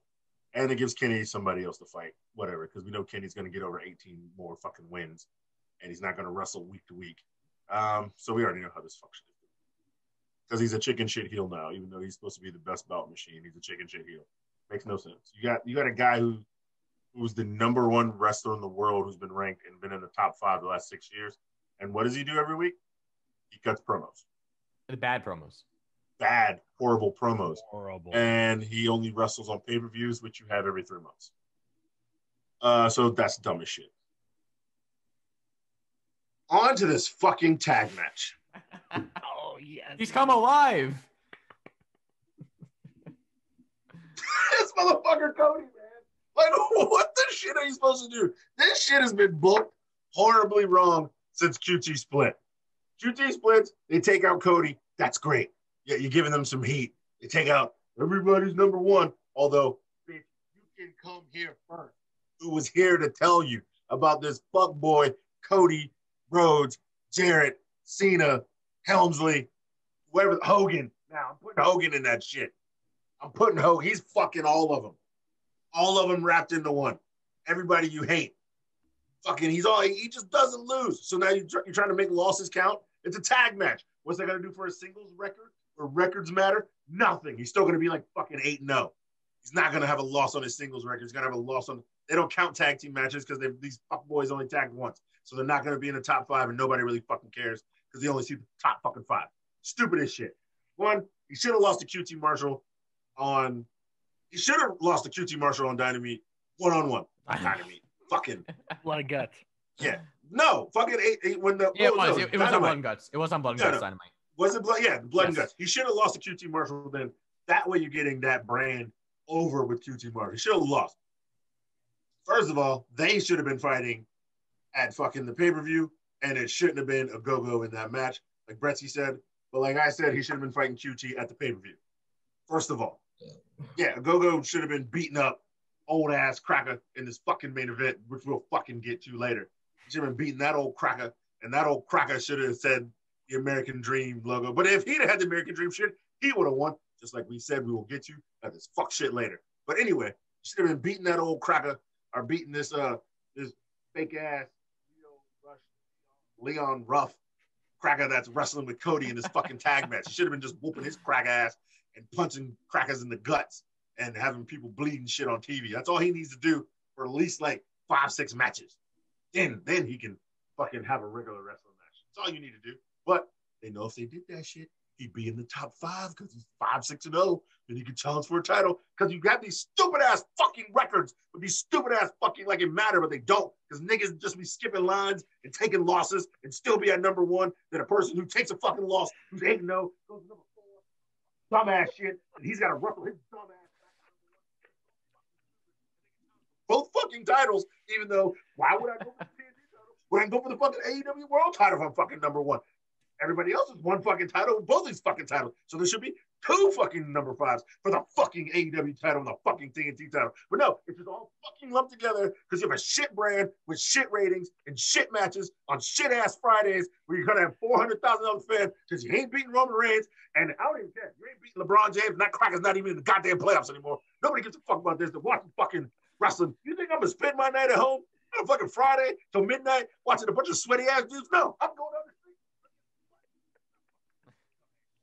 And then you got some crack ass fucking beating up Cody with 1 punch. This cracker jumping off the floor. He gets punched in the gut, and then you fucking just pin him. Oh, then you cut a shitty ass match. It's been shitty on the mic ever since fans have been back.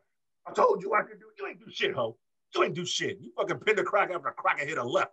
And the cracker hit 4 of them lefts or rights on Sunday, and he was fucking eating them shits like a fat ass cracker eating Oreos on a Friday night sitting at home playing with his dick on Pornhub. He was eating them fucking rights. Then he has 1 right at the end of the match, and all of a sudden, oh,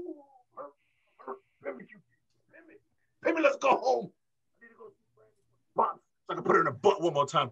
Turn this fucking shit off. Half of this fuck shit today. Wow, I think I need to put a fuck counter on Caesar's screen and a cracker counter on Caesar's screen because they're about equal. My favorite part about when Caesar goes on rants like that is how it'll cut out, like the audio kind of goes soft for like 2 seconds, and it'll come back. It'll just be screaming like cracker, motherfucker, and then you see him. Cracker ass motherfucker. I hate Cody Rhodes. I seriously do. Alrighty, I'm gonna go through all kinds of shit right now. Stadium Stampede Double or Nothing recap. This was good. Inner Circle out celebrating victory. Praises Sammy. A 630 was the name of that move I couldn't fucking think of. Won the match. Santana throws his stuttering 2 cents in. Hagar angry lisping all over the mic. I'm pulling your man card, Wardlow, Hagar says. Wants an MMA cage fight in 2 weeks. Jericho on mic. It's not over. Wife called, so I missed what Jericho was yelling about. Marvez interviews Omega about Jungle Boy. They mock his song. Callis and Omega. Yeah, they were mocking his song. Jungle Boy and Christian Cage versus Private Party, the best cameo in the business, baby. No. Second to Joel Gertner. With Irrelevant Hardy. Dynamite is going to be on Saturday, June 26th. I was floating the idea around that we should do a live watch, but we'll find out later. Weird camera cuts during this match. I can't imagine it being too comfy for Private Party wrestling in khakis and white collar shirts. Commercial picture-in-picture Private Party in charge, taking it to Christian. They mock the 5-second pose, like Cesar had mentioned earlier. The disrespect. They even use Christian to do it, but he double them. Jungle Boy takes control. Mark Quinn takes advantage of a thumb to the eye, but Jungle Boy kicks out at 2.5. The Jungle Boy wins the match with the STF or a snare trap to Marquin. Hardy with a twist of fate to Christian on the ramp. Team Taz. Taz bitching about Omega, something about elevation, who cares? Tony interviews Darby and Sting. Fake snow in the summer, it's a miracle. Sting runs his mouth. Sky and Ethan interrupt on Tron. You spineless codependent bitch, Ethan. Sky wants Darby to find new tag partner, huh? Okay, I'll stop there. And we'll lead with the man who rants and the audio cuts out, but he continues that fucking rant. Julius Caesar, what did you think about the Inner Circle celebrating? I don't like them as faces. I'm going to just say it. I don't like those guys as faces. They need to be heels. Why is it all of them don't talk? So first Hagar wasn't talking, and now what's his name just doesn't cut. Ortiz never talks. I don't know why. He never talks now. Like, so first Hagar, the heels, he never talked. Now Ortiz doesn't talk. Is it because he just says the best, the best, the best? I guess that's it. That's all. He's only got two words to say. Remember when he did the tag wrestling? He'd go He'd scratch him on the back and be like, yeah, and they gave out free T-shirts. That's probably the part you missed when. Yeah, that's right. Yeah. Well, yeah, Mangria texted me because he was drunk texting me. All of a sudden, I get a message. Bretsky, my wife called in the middle of the promo. I got him back to Jericho yelling. Can you tell me what he said? Words? I don't know. Yeah, I don't like those guys' faces because I still want to punch Sammy in the face. That cowlick hairdo. I can't do it. It's a heel out of him. It's a heel hairdo. Yeah, it is. Like, he just needs to slick it all the way back or like stick it all the way up or something. I don't know, man. I don't know. I can't do it. Go Mohawk like Spears. Oh yeah, just go Mohawk. Jungle Boy and Christian versus Private Party. So the line that popped me was, they wrestle in that gear now because they stay at the club until it's time to work. And Tony Schiavone said, "They out here wrestling in Gucci belts." And he's like, then he starts laughing. He goes, "JR, I never thought I would say that when a team comes out wearing Gucci belts, baby, Gucci belts." So then, what was that line later? JR said, "Can I call him something?" It was like, that's something. I don't know. I can't remember that. I was just like, JR's on some shit right now. JR called Colorado ugly and hairy later. I don't know if that's what you're talking about. I don't know. He was like, it was like somebody came out to wrestle him. He was like, one of the best something. He's like, can I say that? Can I say that, Tony? Like, one of the best? And he's like, Tony's like, you're JR, man. Yeah, you can say what you want. Like, I just can't remember who it was about. And I'm not watching that fucking whole show to find it out. But no, I like the fact that if this is like the gimmick, they're at the club and they're partying all the time, and they're gonna wrestle in these clothes. It's funny to me. But yeah, the 5-second poses were good. Wrestling is good, but it's like Bresky said in the chat, like, two talented guys wrestling on Dark and Elevation, and the only time they're getting TV time is to lose because you're putting over faces. So. Yeah, I mean, these guys are too talented not to, like, have been champs or to be the champs or to be in the title hunt. I thought it was going to be their time against the Good Brothers way back when, because that shit looked like it would have been. Oh that yeah, would have that's been right. gold. Especially if they were really going to do this cross promotion. I mean, they had Finn Juice win, and them motherfuckers flew back to Japan. You can't have guys who can drive up the street to wrestle in your fucking building to promote your fucking shit brand to fucking win some titles and then put them on both shows. Just be walking out. Imagine the party celebration. They'd have been coming to the ring with Henny. They're saying water, fucking popping shit. They were in the bar with the champs. Probably had a couple hoes back there or something. I don't know. The big brunch cantina. Yeah, could have been great. Would have been great shit. But no, I thought the match was good. Of course, Jungle Boy's gonna win. He's not gonna lose until fucking Saturday, January 26th. Darby and Sting, Scorpio Sky and Ethan Page's rivalry apparently is not over, Cesar. Yay. Yeah. Scorpio Sky wants. He knows that Sting is the icon. You are, man. You the guy. You the icon. You've been wrestling forever. No, nigga, you just lost to a 63-year-old man because that's your fucking job. He smelled good, though. Don't you remember? He smelled good. Oh, yeah, he smelled good. He smelled like Abercrombie and Fitch. Smelled like Abercrombie and Fitch in the ring. Yeah, of course. And now they think Darby's still shit. So they want Darby to get a new partner besides the icon Sting and wrestle them in a tag match to prove how shit Darby is. Which will probably be like one of the Dark Order guys. 10 or something. No, it won't be 10. 10's already, we'll get to it later, but 10's already doing the thing with Hangman. Mm-hmm. Oh, it's 10 in Hangman? Yeah. Oh, yeah, because John Silver's hurt. So that actually makes sense. Could be Stu. Stu's angry fuck. It might be Alex Stu. Reynolds. Stu or Reynolds. Get easy wins. Anna Stu or Jay. It'd be awesome if it was Anna Jay. They got to go over, though. But yeah, these guys like cut promos like on the Tron. I don't care. Just come out to the ring and fucking say that shit. You're in the fucking building. Like, you can say that shit from the ramp. You guys aren't going to fight. What's the point? But yeah, they lost and now they want to fight again. Okay. Yeah, Gretzky, sure. I've seen this 1,000 times. Can you add to the Inner Circle celebration what I missed from Jericho? I texted it to you too, and you said you'd write it in your notes. He was drunk. He was going. Yeah, he was drunk. I'll give him a pass. So what I texted you was, where is it? Let me find it. Okay. No, that's about Dynamite. That's about the women's match. Okay. Jericho said he thinks about almost dying when he got thrown off the blood and guts thing every day. He needs to beat MJF if he's going to make AEW into the best company on earth, which it is. Because MJF called him the GOAT. Yeah, which he doesn't believe. Inner Circle never forgives and never effing forgets, which was a great line. So That's a shirt. Okay. I like this. I've had problems with the fact, and I've said this many times, that Blood and Guts was so close to the Stadium Stampede. But I like the general idea of this. I feel like they could have done this way better. But the whole Summer of Violence thing could have been awesome if they feuded for the entire summer from May through September.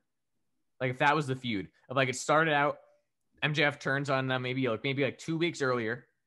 So then it sets up Blood and Guts 2 weeks earlier, and then they go to Stadium Stampede here, and then what I would like to see, not 2 weeks from now, is the thing. I like the idea of it's like, yeah, well, we beat them in a match and we're still together, but we still see them backstage. I like, because it makes sense. Like, yeah, you fucking like share a locker room together, dude. Like, you're still gonna see these guys you just hated 2 days ago. Why don't you hate them anymore?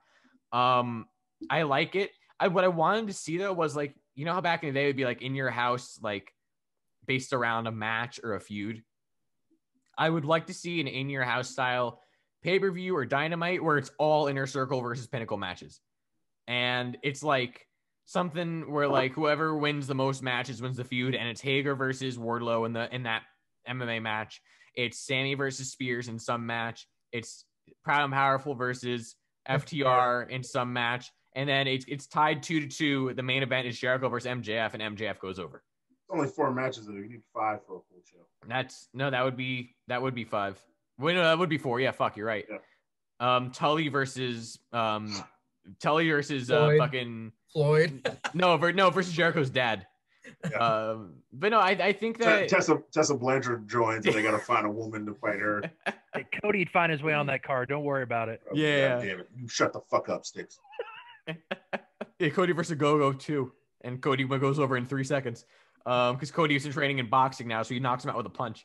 No, they would probably have some like pre-taped match where it's like if it did tie, it goes to like a 5-on-5 Survivor Series. Oh yeah, that kind of thing. That'd be cool. But I think that would be so cool. Like spread this shit out, have them beat the fuck out of each other the entire summer, and it culminates in that. I think it would have been cool. I think that they're kind of busting their load, blowing their load like real early with this stuff, and they have in the entire feud of like I still think that Blood and Guts was less about the feud and more about we're gonna get the most viewers on national TV, huh? You know what could possibly be better if it was like 5 weeks out before a pay-per-view. You have a match with them every week. Yes. You have the Shawn Spears match 1 week. Next week you have the tag match. The next week you have the Wardlow match. The next week you have the MJF Jericho match, and then it's like a week and they promo. And they're tied. like, fuck it. Tiebreaker is 5-on-5 elimination style match. That happens at the pay-per-view. Yeah, that would be perfect. Well, that would have been perfect. That would have been perfect to tie in that the tiebreaker would have been a blood and guts match. Well, no, I still think the blood and guts. Or you can even have a Stadium Stampede match. Yeah. As that 5th match, but they already. No, but I like the idea though of them doing obviously like a 5-on-5 match. Obviously it's AEW, so there's going to be no DQ anyway. But I think that what I like the idea of like it goes from doing these insane fucking tips to just regular 5-on-5 elimination. Who can beat? Like, of course, Jericho would use Floyd to beat somebody. Yeah, there'd be Ring to beat somebody. But yeah, no, I don't know. They could have done this a lot better. It's still interesting, it's still entertaining, but they could have gone about this so much better. All right, what was next? Was Jungle Boy, Christian Cage versus Private Party. Oh, but there was also the Kenny promo, right? I don't care. Yeah, Kenny promo sucked. They were making fun of Jungle Boy's song. Kenny needs to stop making promos. That's all I got to say about that. Alex Marvez also looks like an idiot again. But yeah, then the tag match. I mean, it was good, and I also popped when they're like, because I was confused at Double or Nothing when they're like came out in street clothes. But then when JR was like, oh, they're coming back right from the club, that popped me. Mm-hmm. With their Gucci belts. You ever think we'd be saying that, JR Gucci belt? You ever think you'd say that calling Max Gucci belt? But I think that popped me, and the 5-second pose popped me. There was some shit though, like that they post. Also, their social media guy is like the worst because he was like posting like shit on Instagram and getting the captions wrong and like writing about the wrong moves that were being made and like he was tagging the wrong guys, which was funny. But like there was like one thing he posted during that match of when Jungle Boy had both of them and he went up to do like he off the ropes arm drag, and it looks like, again, you go back to SmackDown of how like the moves look deliberate and like they take their time for the most part, even when it's fast paced. They make the big moves sink in and they don't like, for the most part at least, stand there and like let someone do a move to them. It just looked like Private Party was holding Jungle Boy's hand for like a year. Forever, right? Like that shit was real slow. Yeah, and then he kind of did the arm drag randomly. Like that's just like typical AEW shit that I don't even like notice anymore. But like when you look back at it, you're like, that's kind of stupid. Like why wouldn't they just like, again, same with Orange Cassidy when he just like the kicks and like he pocket him with the nuts. Like why don't you just beat him? Anyway, this is fine. Whatever. I didn't really care. Jungle Boy, like Cesar said, not going to lose until he loses to Kenny. And Mangria and I texted again. This is Mangria being drunk or not, but he texted me about Jungle Boy's theme song, and I just want to read this interaction off. Mr. Mangria, mixed feelings about Jungle Boy's theme. It's cool, but I can't take it serious. Just another theme for fans to sing along with, but does not strike fear in opponents. And I replied with, that is the story of AEW. It's fun to sing along, but you can't take it seriously. And I think that is just AEW. It's fun to be like, look at the wrestlers go wrestle. But then I don't think that any one of them actually hates each other as heat. And it's tough in a non-kayfabe world. But WWE looks like it's the epitome of kayfabe. And they do these like backstage documentaries.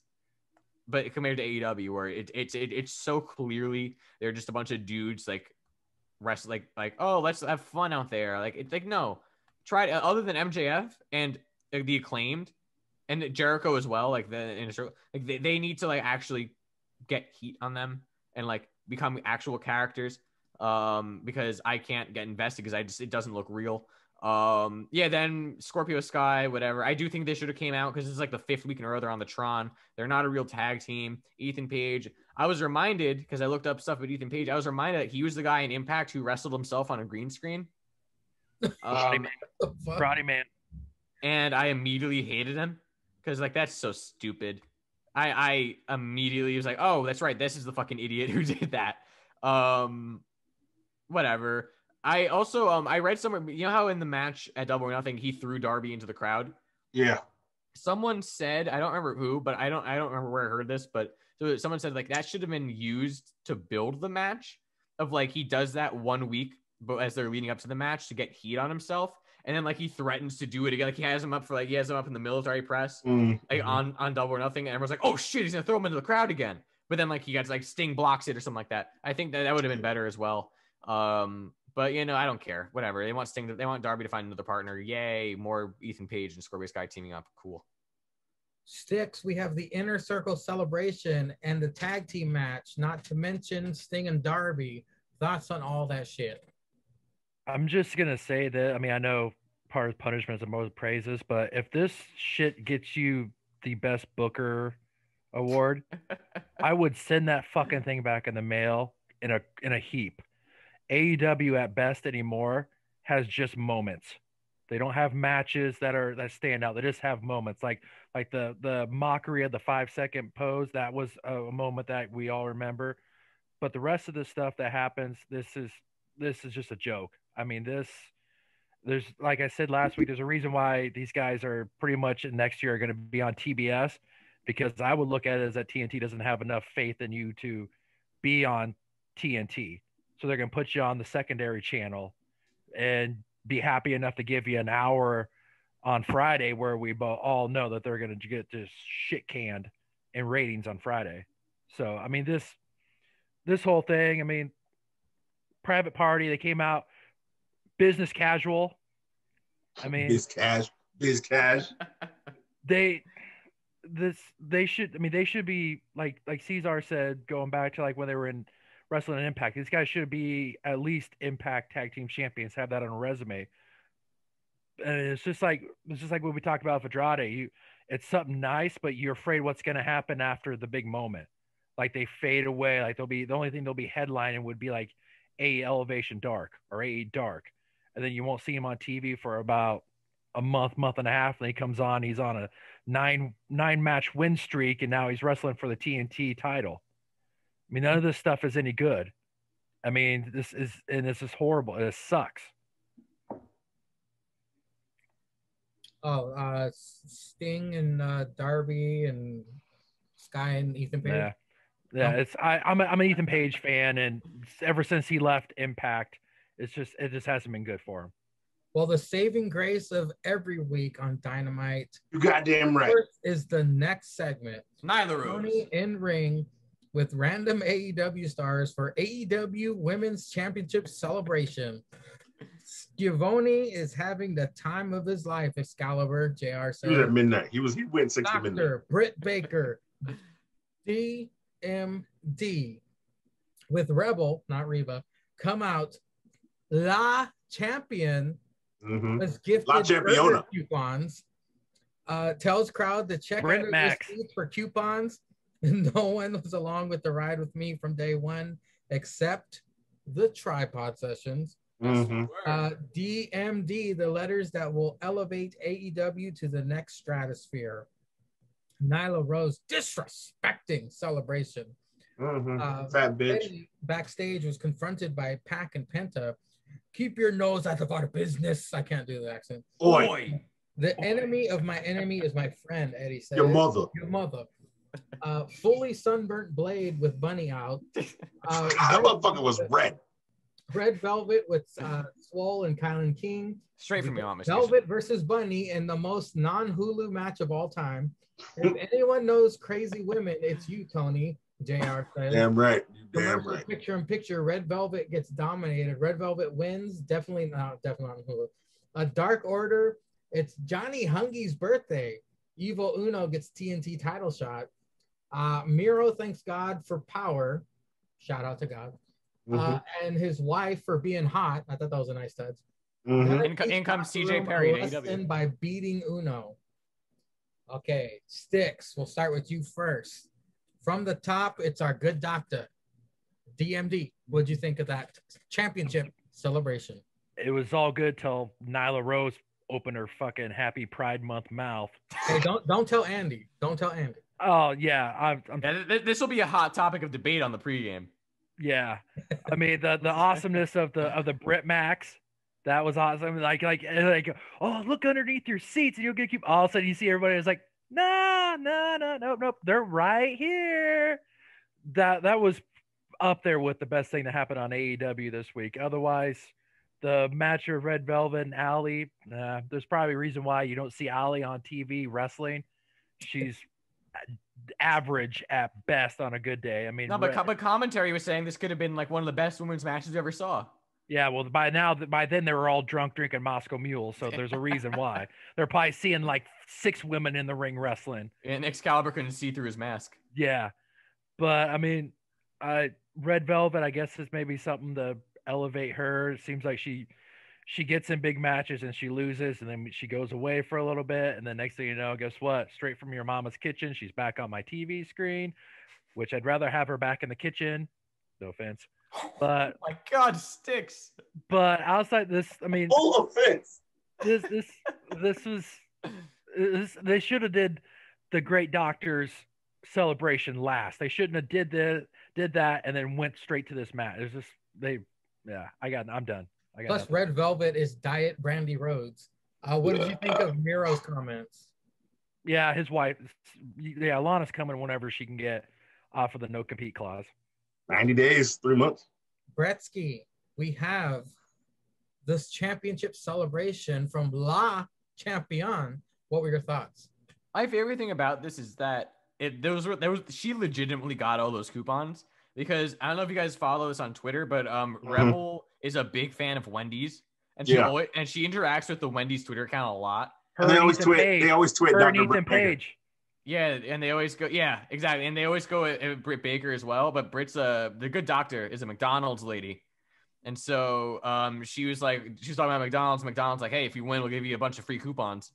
And she did. And they actually sent her burger coupons. And wow. So that was legit. Because as soon as I saw the burgers, I'm like, those look like fucking Mickey D's. Like those look like McDonald's burgers. They don't look very good. But this was fine. I thought it was fun. It shows that the doctor can work a crowd, because the crowd wasn't really looking they kind of like were looking under their seats, kind of, but not really at first. She kind of waited it out and got them to look under the seats, and she's like, oh, sorry. I feel like it also would have been a weird thing for the burger coupons if it wasn't a real thing. But at least it was real, so it made someone like, if she's randomly had burger coupons, there was no reason for it. It would be odd, but it was legit, so it was funny. I like how she said, "I'm gonna enjoy these burgers with the only 2 people who've been there from the beginning," and we were like, "Oh, who is it?" It was just Rebel and Tony. It was great. Tony. First of all, we knew it was Tony. We knew it was Tony.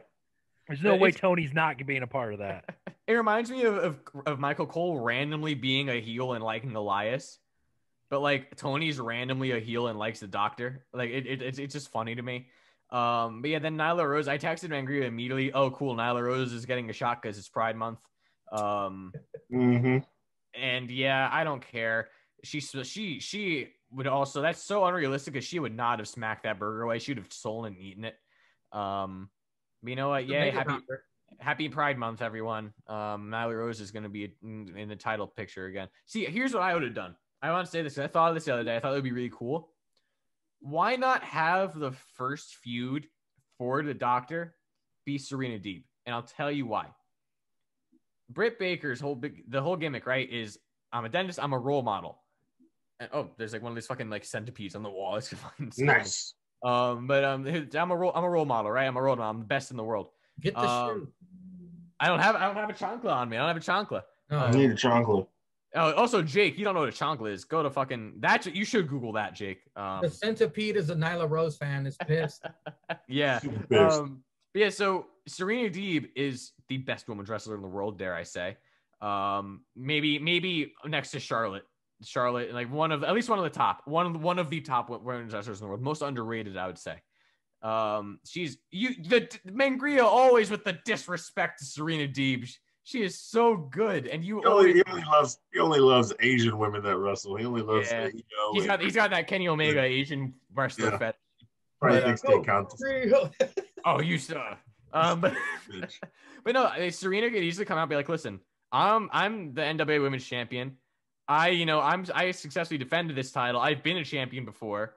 I've been doing this for a long fucking time. I don't think you're a real role model. I think I'm the role model. They could have a banger a match because Serena has a good match with a broomstick. And you could showcase. She just beat a little kid in a pre-show. That was that was one of the best matches of the night. Well, I would hope so if you're beating an underage kid. Jesus Christ. Have the doctor win. It could be a possible double champion situation as well. Exactly what I'm saying. Have the doctor via fuck shit from McRebel. It'll be for the AEW title. And then have like, listen, I beat you once. I'll beat you for that. I'll beat you for that NWA Women's title. Solidify that relationship. Have Britt be a double champ. It solidifies Britt as a good wrestler, a good gimmick, a good promo. I think it would just solidify her in every way. But I don't care about Nyla Rose. I hope she loses, and it's going to bring down Andrade. Anyway, yeah. Then whatever the fuck. What was next? It was the Red Velvet versus the Bunny, and then Miro's comments. Yeah. Okay. I'll get Miro's comments out of the way. Who cares? This was one of his worst promos. Also, Evil Uno randomly getting a shot too is really weird. When does he have a good promo? Well, him yelling about killing Jake was funny. Him yelling about killing Jake the Snake. Oh, yeah, okay. He was like, "I will beat you up, old man." That was kind of funny. But yeah, Evil Uno randomly getting a shot too. I will say for the Dark Order, I feel bad for them because they're gonna get pigeonholed into the small comedy guys. And none of them could ever, other than Hangman getting out, and because MBL was big, he was a brute, and he was like serious with the Dark Order, so it makes sense he was elevated to that level. But now they're kind of BTE goofy, and yeah, it's entertaining. Their ceiling is really low, unfortunately. Maybe tag because their faces too, like they got to go back to being animals. Because they're just goofy, funny faces. They maybe the tag chips, but bring the Gimps back. Bring the Gimps back. Like Anna Jay and Ty Conti. By the way, best. Oh. Anna. They could easily be women's. They could easily be women's champs. Easily. But the Dark Order is being pigeonholed. And the only way they get over is they all hold the gold. Yes. But I can't see who in that group. Because Hangman's kind of in and out. Who in that group? It would be Hangman. Hangman would be the heavyweight champ. Yeah. But anyway. You could put the TNT champ on anybody, literally. Yeah, I get at this point. It would be the only way they could keep that five. I'll put on 5. No, they could literally wrestle each other for it every week and not give anybody else a chance for it. And they could keep losing every like 2 or 3 weeks to each other and just pass it around. Well, could you imagine the shit talking that they could do on BTE that leads up to like that match? I beat you for that title 2 weeks ago. Yeah, but you lost it to 5. Fuck 5. Fuck that guy. Hell, you can't even beat Alex Reynolds. Do you want a title shot? Get the fuck out of here. The only person in that group besides Hangman that I could see being an actual champion is 10, because 10 has the size and the ability. And 10 is good. But like Silver is a guy who could, but like he's being like Johnny Hungy, it's like I can't see that guy as a world champ right now, and it sucks. But I can't see him as a champion. I can never see him as a world champ. Never. But anyway, champ. Maybe TNT champ, yeah. But anyway, going on to whatever fucking match. Yeah, so again with the SmackDown comparisons, and without explicitly spoiling anything, there was a match on SmackDown, a women's match. It was very short but very good, of Carmella versus Liv Morgan. Liv versus Carmella. Yes, both looking very hot, by the way. It's hard for them not to. And in that match, it was a fifth the length of this women's match. They had the pre-match promos from both of them. It took about 10 seconds each. That actually built the reason why they were fighting. And Liv versus Carmella. They both got their shit in. Liv looked good. And so they all got their stuff. And it was effective. And it's planted seeds for potential stuff down the line. A Liv Morgan solo run, all this shit. So it planted all these seeds. And it was about a fifth the length of this, which Allie is just the worst. I mean, Allie needs to stay on the apron. Like when she does shit on the outside and like yells in the camera, like does stuff and it's like, I didn't do it. That's funny. That's good. She's a good manager, but she's not. No. And when she hams it up for the camera, yes. She's not TV ready. She's not TV ready. No. She's not even YouTube ready. Oh, yeah. I can't even say. She's porno ready. Yeah. I'd see her take a blade. But yeah, it's I don't know why. And as soon as this went to commercial, black blade. as soon as this went to commercial, I was like, why is this 2 segs? Like, why is this 2 segments? Like, this didn't need to be 2 segments if the whole point was to get no one takes Allie seriously as a contender, so you could have easily had Red Velvet just beat her. And also, why are Swole and Kylan King randomly with her? And what happened to Swole's, like, I don't know, like, where's Swole been? I mean, I know she had some illness, but if she's back I think now, she's got Crohn's or something like that. Yeah, then when the pandemic hit, it made it worse. Yeah, this whole thing just has Tony Khan's fingerprints all over this. This made no sense. Why was it so long? You know, why is everyone out there randomly? I didn't get it. Just straight from your mama's kitchen. If Britt Baker needed an easy win, they should have just put her back with Swole. At least they're like dumb fucking story there. It was dumb, but gives her win back. But it was entertaining. Yeah, it was very entertaining. And we can get Swole saying, Basura Baker! That girl! Right, Bretsky, we're spending way too much time on this. I'm going to move on to Cesar. Cesar, what were your thoughts on the celebration? And it was good. The Velvet, Tony was there. Screw Velvet versus Bunny. I don't care about that. You know I don't care about Miro, so I'm just go back to the celebration. Thank you. She's a Big Mac girl. Those coupons expire at the end of the year, by the way. Valid coupons at any McDonald's. So December 31st, 2021. So she has 1,500 Big Macs to eat. Her and Adam Cole going to be fucking them shits up at home. What if Cole comes to NXT TV, just throws Big Macs at Karrion Kross? I would die. He's got like 4 other Big Macs and he like shitted on them and he just slaps everybody with them. Wednesdays with the party are going to be brought to you by. Oh yeah, they have the party by McDonald's for 4 weeks. Anyway, yeah, of course Britt Baker cuts a great promo in the ring. Did you notice who? I don't know who that fuckboy is. He went to like sit on the ropes for Britt to get in, and she completely like ignored him and was like, "No, that's Ziggler's brother." Yeah, fake Zig, watered down Zig, fucking Aquafina Zig. Yeah, Aquafina Zig was sitting. Zag, yeah, Aquafina Zag. Dolph Ziggler. He was sitting on the ropes to get in to help Britt in, and she was just like yelling at Reba to get her in, and then like he just got up and he was just like, "Bitch, get in." But yeah, of course, down since day one-ish. Britt Baker knows what's up. She knows about the day one-ish. Shout out to Skivone, who's always been there, especially when that bitch had that wheelchair and them fucking wheeling those notes. Oh my god. Oh my god. And he was like, "Oh come on, Britt Baker." I can't say that. But then she grew on him, and now he's like, yeah. And then remember he's helping her train, get her. Yeah. He was wheeling her around. He's like. Remember she got thrown in the trash can? Remember she got thrown in the trash can with Big Swole? She's like, "Tony, where were you? You told me to go away." I was at the desk. I was doing my job. What do you mean you're doing your job? I'm in here in a trash can.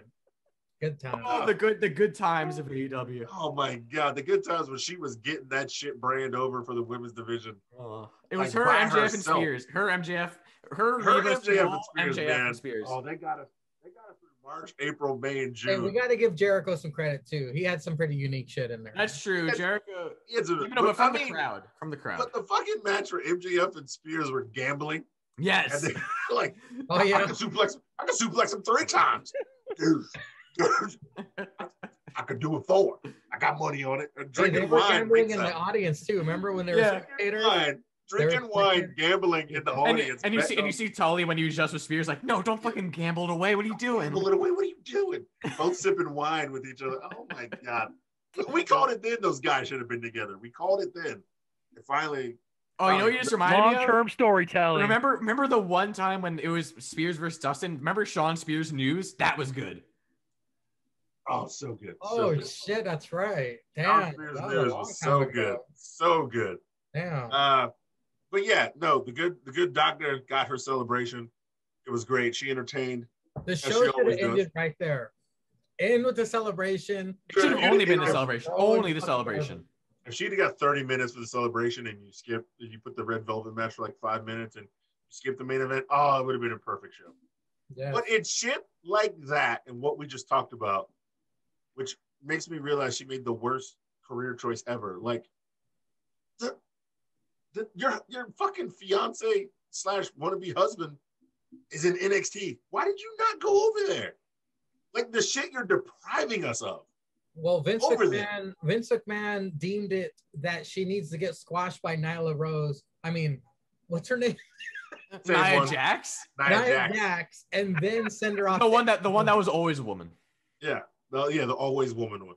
But the fact of the matter is, we missed her and Rhea, her and Booty right now. Ooh. Her and Mercedes.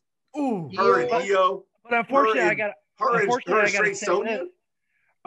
say this: we wouldn't have gotten the chemistry of her and Scavone. We wouldn't have gotten like the moments that you there's just some talked good about. shit. There's some good shit. There's some good shit. But I'm talking, that's good entertainment. But the matches and the promos, her and Shotzi used to fight on the independents all the time. They fucking DM those stories and tag each other in them all the time. Like the fact that you know somebody, there's people over there, and when she's friends Shotzi with was all coming of them. up. Yeah, was coming up, could have chemistry with. Oh my god, the matches we could have had on takeovers. That woman, her and Tegan Knox. She could have been an Undisputed Era. If she was a woman in Undisputed Era and then won the women's title and had that gold, and they'd have been talking shit. Oh my god, it would have been great. But no, I want to see her in Charlotte. Before I die, I want to see her in Charlotte. They need to have a match. Oh yeah, that would be a really. You need to see her and Pam, and then her and Charlotte. Pam. Her and Pam, I think. Cesar, you're gonna love Pam on SmackDown, buddy. Oh, when do I not love Pam? Dude, no, Bret P has talked about SmackDown more on this program. It's making he has shoehorned SmackDown in. Dude, so much no, I don't think you understand. For my mental health, it's just making all the bad times go away. I'm not criticizing you. I'm saying that's impressive. No, Pam did. This might have been Pam's best shit ever on SmackDown this week. We say that every 2 weeks. It was so good. No, it was so fucking good. It was good. But no, everything about the Doctor was good. I don't really care about Mio. Miro. Well, let's just go to Nyla. Then. I don't care about Nyla. I don't care about Miro, and I don't care about Bunny and Out of Your Mama's Kitchen. Do we have to go to the main event, meet and greet? Do we have to? We can vote. Do you want to skip it? Yes. I don't really care. Unless you want to hear what I I actually kind of want to hear. I do actually. You were mad on Instagram. Just give us the clip notes and then we'll end it. Oh my god! Why do you have that many notes on this? No, that's not. There's some drunken mad notes in there. I gotta hear this. Yeah. Okay. Are we all getting rants this week? Bretsky had a rant. I had a rant. McGree's getting a rant. The main event of AEW Dynamite was a bull rope match. Sticks can't rant.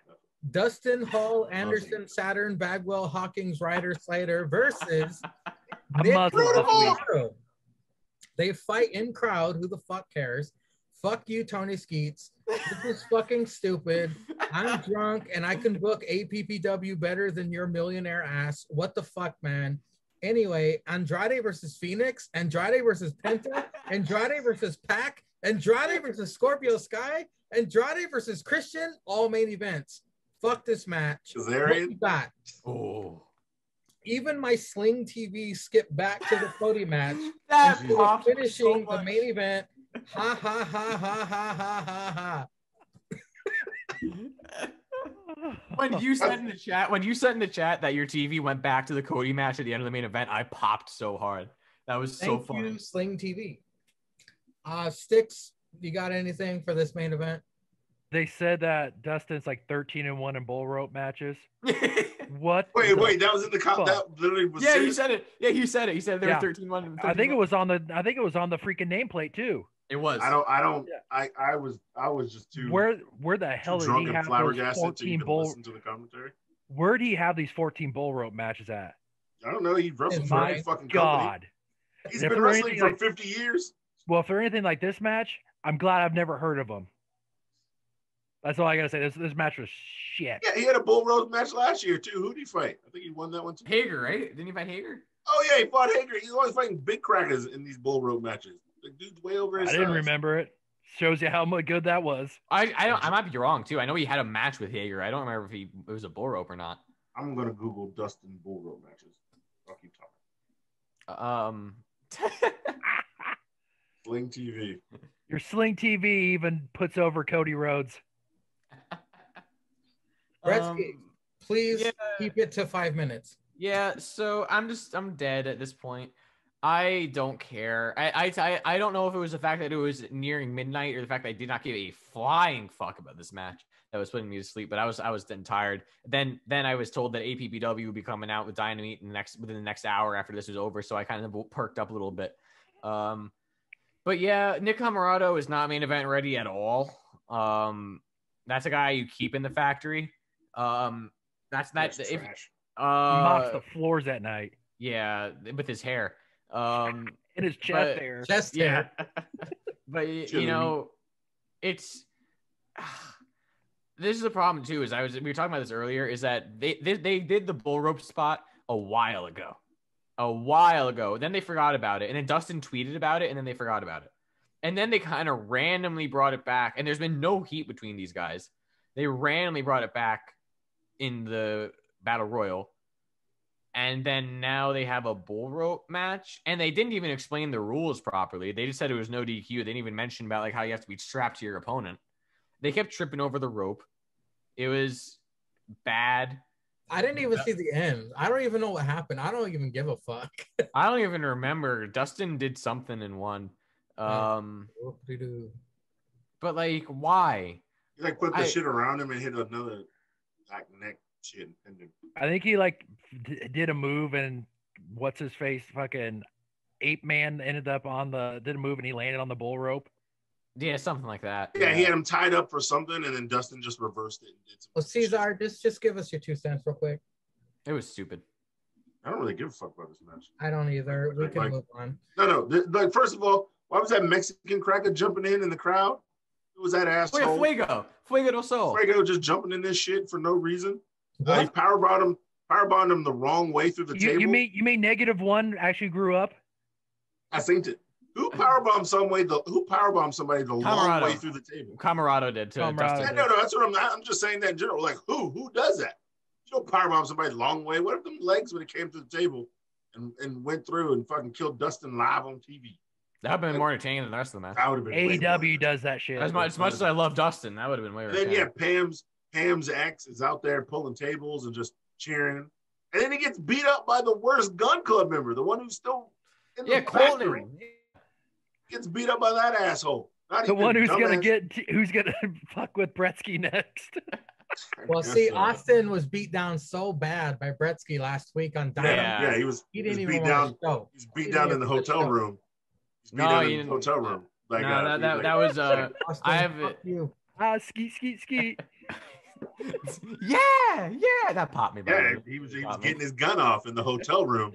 I'm just saying, somebody showed some photos, and if it's a deep fake, it was the best deep fake I've ever seen. All I'm saying is I know that I think sometime soon you may hear the truth behind that. So stay tuned. Oh wow! I mean, there's gonna be a videotape of that truth. Yeah, Ball Gagger gonna drop the tape. Wow, drop the tape. Kim Kardashian, that shit. Get number 1. Well, brought to you by Blue Chews. Let's stick a fork in this AEW talk because I've been done for a while. Let us all thank Sticks Adam for joining us for these past 2 weeks. Thank you, Stixie Drip Drip, for joining the Tripod Sessions. You get to start with your plugs first, sir. I just got to recycle, check out old episodes of Steel Real Pregame with the Blackout episodes, and check out Mangria Fuel's YouTube channel. There's hours upon hours upon hours of entertainment, and this man literally pours his heart and soul in hours that he will never, ever get back into all this content. So, dear God, go check it out, get those view numbers up, and subscribe to the channel. The great Bretsky, 99. Let's say. Yeah, I would just like to give a shout out to, first off, iMovie for not cooperating with me as I was trying to edit a promo. And ended up taking about the whole week to do it instead of like a day. So thank you to iMovie for wasting my Angria's time. Apple products. Shout out to Mangria Fuel's YouTube channel. If you're watching this on YouTube, go to the YouTube channel, subscribe, watch all the other Tripod Sessions, watch the beer runs, watch all of it's almost a 2-year anniversary of the After Party Hangover. So go back, before we had the tripod, Mangria actually interviewed all of us one-on-one. So go check those out for some 2-year-old to 1.5-year-old, whatever it takes, from all of us individually to learn more about ourselves. Back when Gretzky was jailbait. I mean, he was in jail in Jake's basement. Yeah, that was when I was still in the basement. You just said 2-year-old, but you said 2-year-old. So if Jake actually was listening, he just went 6 to midnight right now. Oh yeah. He had 3 blue chews, and he said 2-year-old. That little 2 inches is flying fast in that hand, ain't it, bitch? Flying fast. But yeah, so go check out all of Mangria's old content. Check out APPW. I actually, just check it out. It's fun. If you want to watch from this week's episode from yesterday, or if you want to go back to the beginning, anywhere is fine. Just go check it out. We got the Elimination Chamber coming up sometime soon. There's a YouTube one, doesn't really matter. There's a women's one, doesn't really matter. But there's a APPW world title one that really matters. And I heard the superstar of the year is going to become the APPW world champion. I don't take it from me, but I heard it from a source. So keep tabs on that. Same source that says Everrise is number 1. Yeah. So see, you prove my point. It's a trustworthy source. Far from it. Just disproved it. Yeah. Check out the Silver pregame. It's 60. By God, drip, and Andy with an I. The tag team champions. Yes, the APPW tag team champions. Every now and then, you got me on there. You got Mangria. You got Big Carpe, Julius Caesar. It's a whole fun time.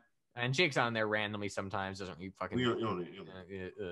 I have a podcast because, of course, I do. It's not always wrestling. Sometimes it's wrestling, but it's mostly just culture, I guess, society.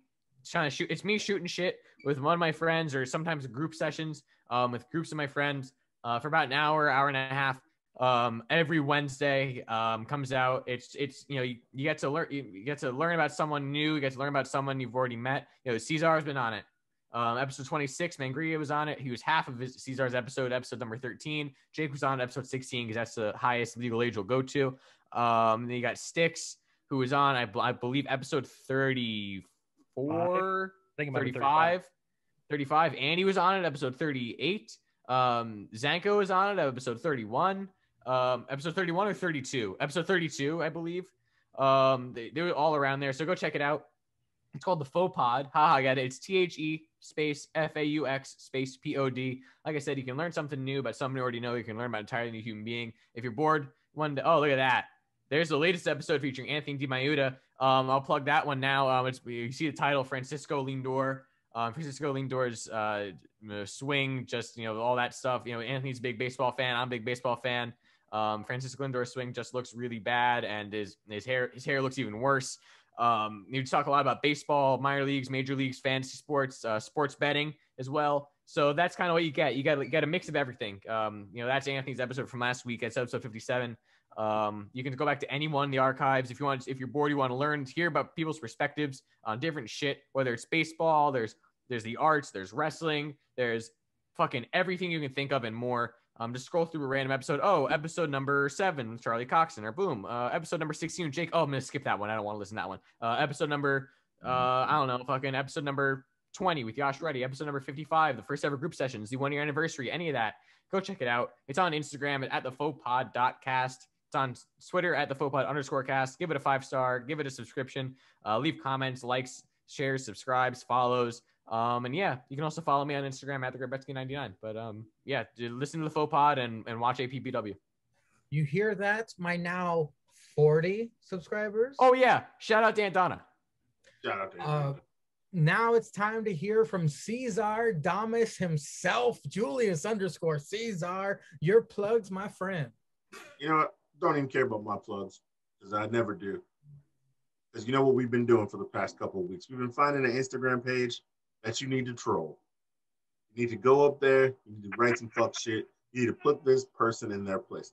Today's honored guest is at Skip Damn Well. SKIPDAMNWELL. That's right. You want to hear this? Yeah, go on his page. That's what he does around the kids. Right there. Go on his page. And you know what we do, fam. Come on now, don't I? Pick a picture. Any picture. Doesn't matter. Pick any of the pictures with a pop, his fucking bullshit YouTube logo, the fucking Yoshis, the fucking cakes he makes. Anything. Go up, hell, hit the message. See the message button, hit the message, slide in them DMs. But look at that ratio. Look at that ratio. Horrible ratio. Dear God. That Bots is galore. trash. Bots galore. Go up there, pick a picture, just write, hey, why you such a bitch? And you need to give the respect to Aunt Donna. And you know what? You can stop it. Why you such a bitch? Oh, definitely on that one. Definitely on that one. Just go up there and be like, that is literally only a face a mom could love. And that how far down did you go in his fucking archive to can get that? Halloween. Sure. Halloween's posting old Halloween shit. He dressed up like Wario. Like, why you such a bitch? Because Wario ain't no bitch. And then ask him what he do. Fuck that doll? And consider it masturbation because it was Wario and Wario? Yeah, write all that. I don't care. Write whatever you want. Pick a picture. Just make sure you write, why you such a bitch? Respect to Aunt Donna. And then make fun of the picture. Go on his YouTube, be like, why you only got 3 followers, fuck boy? I don't even know if he has 3 followers. I don't follow his shit. I don't care. Ain't nobody watching but JH. We already know about that fuck boy. He's got nothing else better to do except for talk slow and drink out of straws and look at himself in the mirror with a "You Suck" t-shirt on, talking about how much he sucks. All right. Oh shit! Right, Savage has a fucking major announcement about the Air Force. So go on Savage Alpha Foxtrot on Instagram and say congratulations SAF. Yeah, because he's a real one. But not like this bitch Skip Damn Well. You go on his shit, just write how much of a bitch he is and respect to Aunt Donna. I want hashtag respect to Aunt Donna. First of all, why you such a bitch? And write some other, degrading shit. Say why you got a 2-inch penis as well. And then say, respect Aunt Donna. That's going to be the title of the episode. Respect to Aunt Donna. Respect to Aunt Donna. Aunt Donna, if you hung in this long, thank you. Aunt Donna. Can we get an Aunt Donna chant? Aunt Donna. Aunt Donna. Aunt Donna. She's collectively all of our aunts right now. It's not just me. It's these guys. These guys contribute to APPW. They make it incredible. It's fun for me every week to put everything together. These guys contribute every week. Thank you guys for everything you do for me, for the product, for APPW. It's incredible. I mean, it's entertaining. You watch one episode of APPW and tell me you're not entertained. It's fuck shit wall to wall, but man, it's funny fuck shit. And the best is yet to come. But shout out Aunt Donna. Thank you. Sticks, thank you for being on. You're the man. Bretsky, Cesar, I will see you gentlemen again next week for a tripod session. And ladies and gentlemen, I'm writing why you such a bitch right now on Instagram. Me too. Everybody's in mid Jake hate. So this is the perfect time to say, all hail our Lord, Jesus Christ. I'm Cynic. And Cynic, you still a bitch. Fuck Cynic.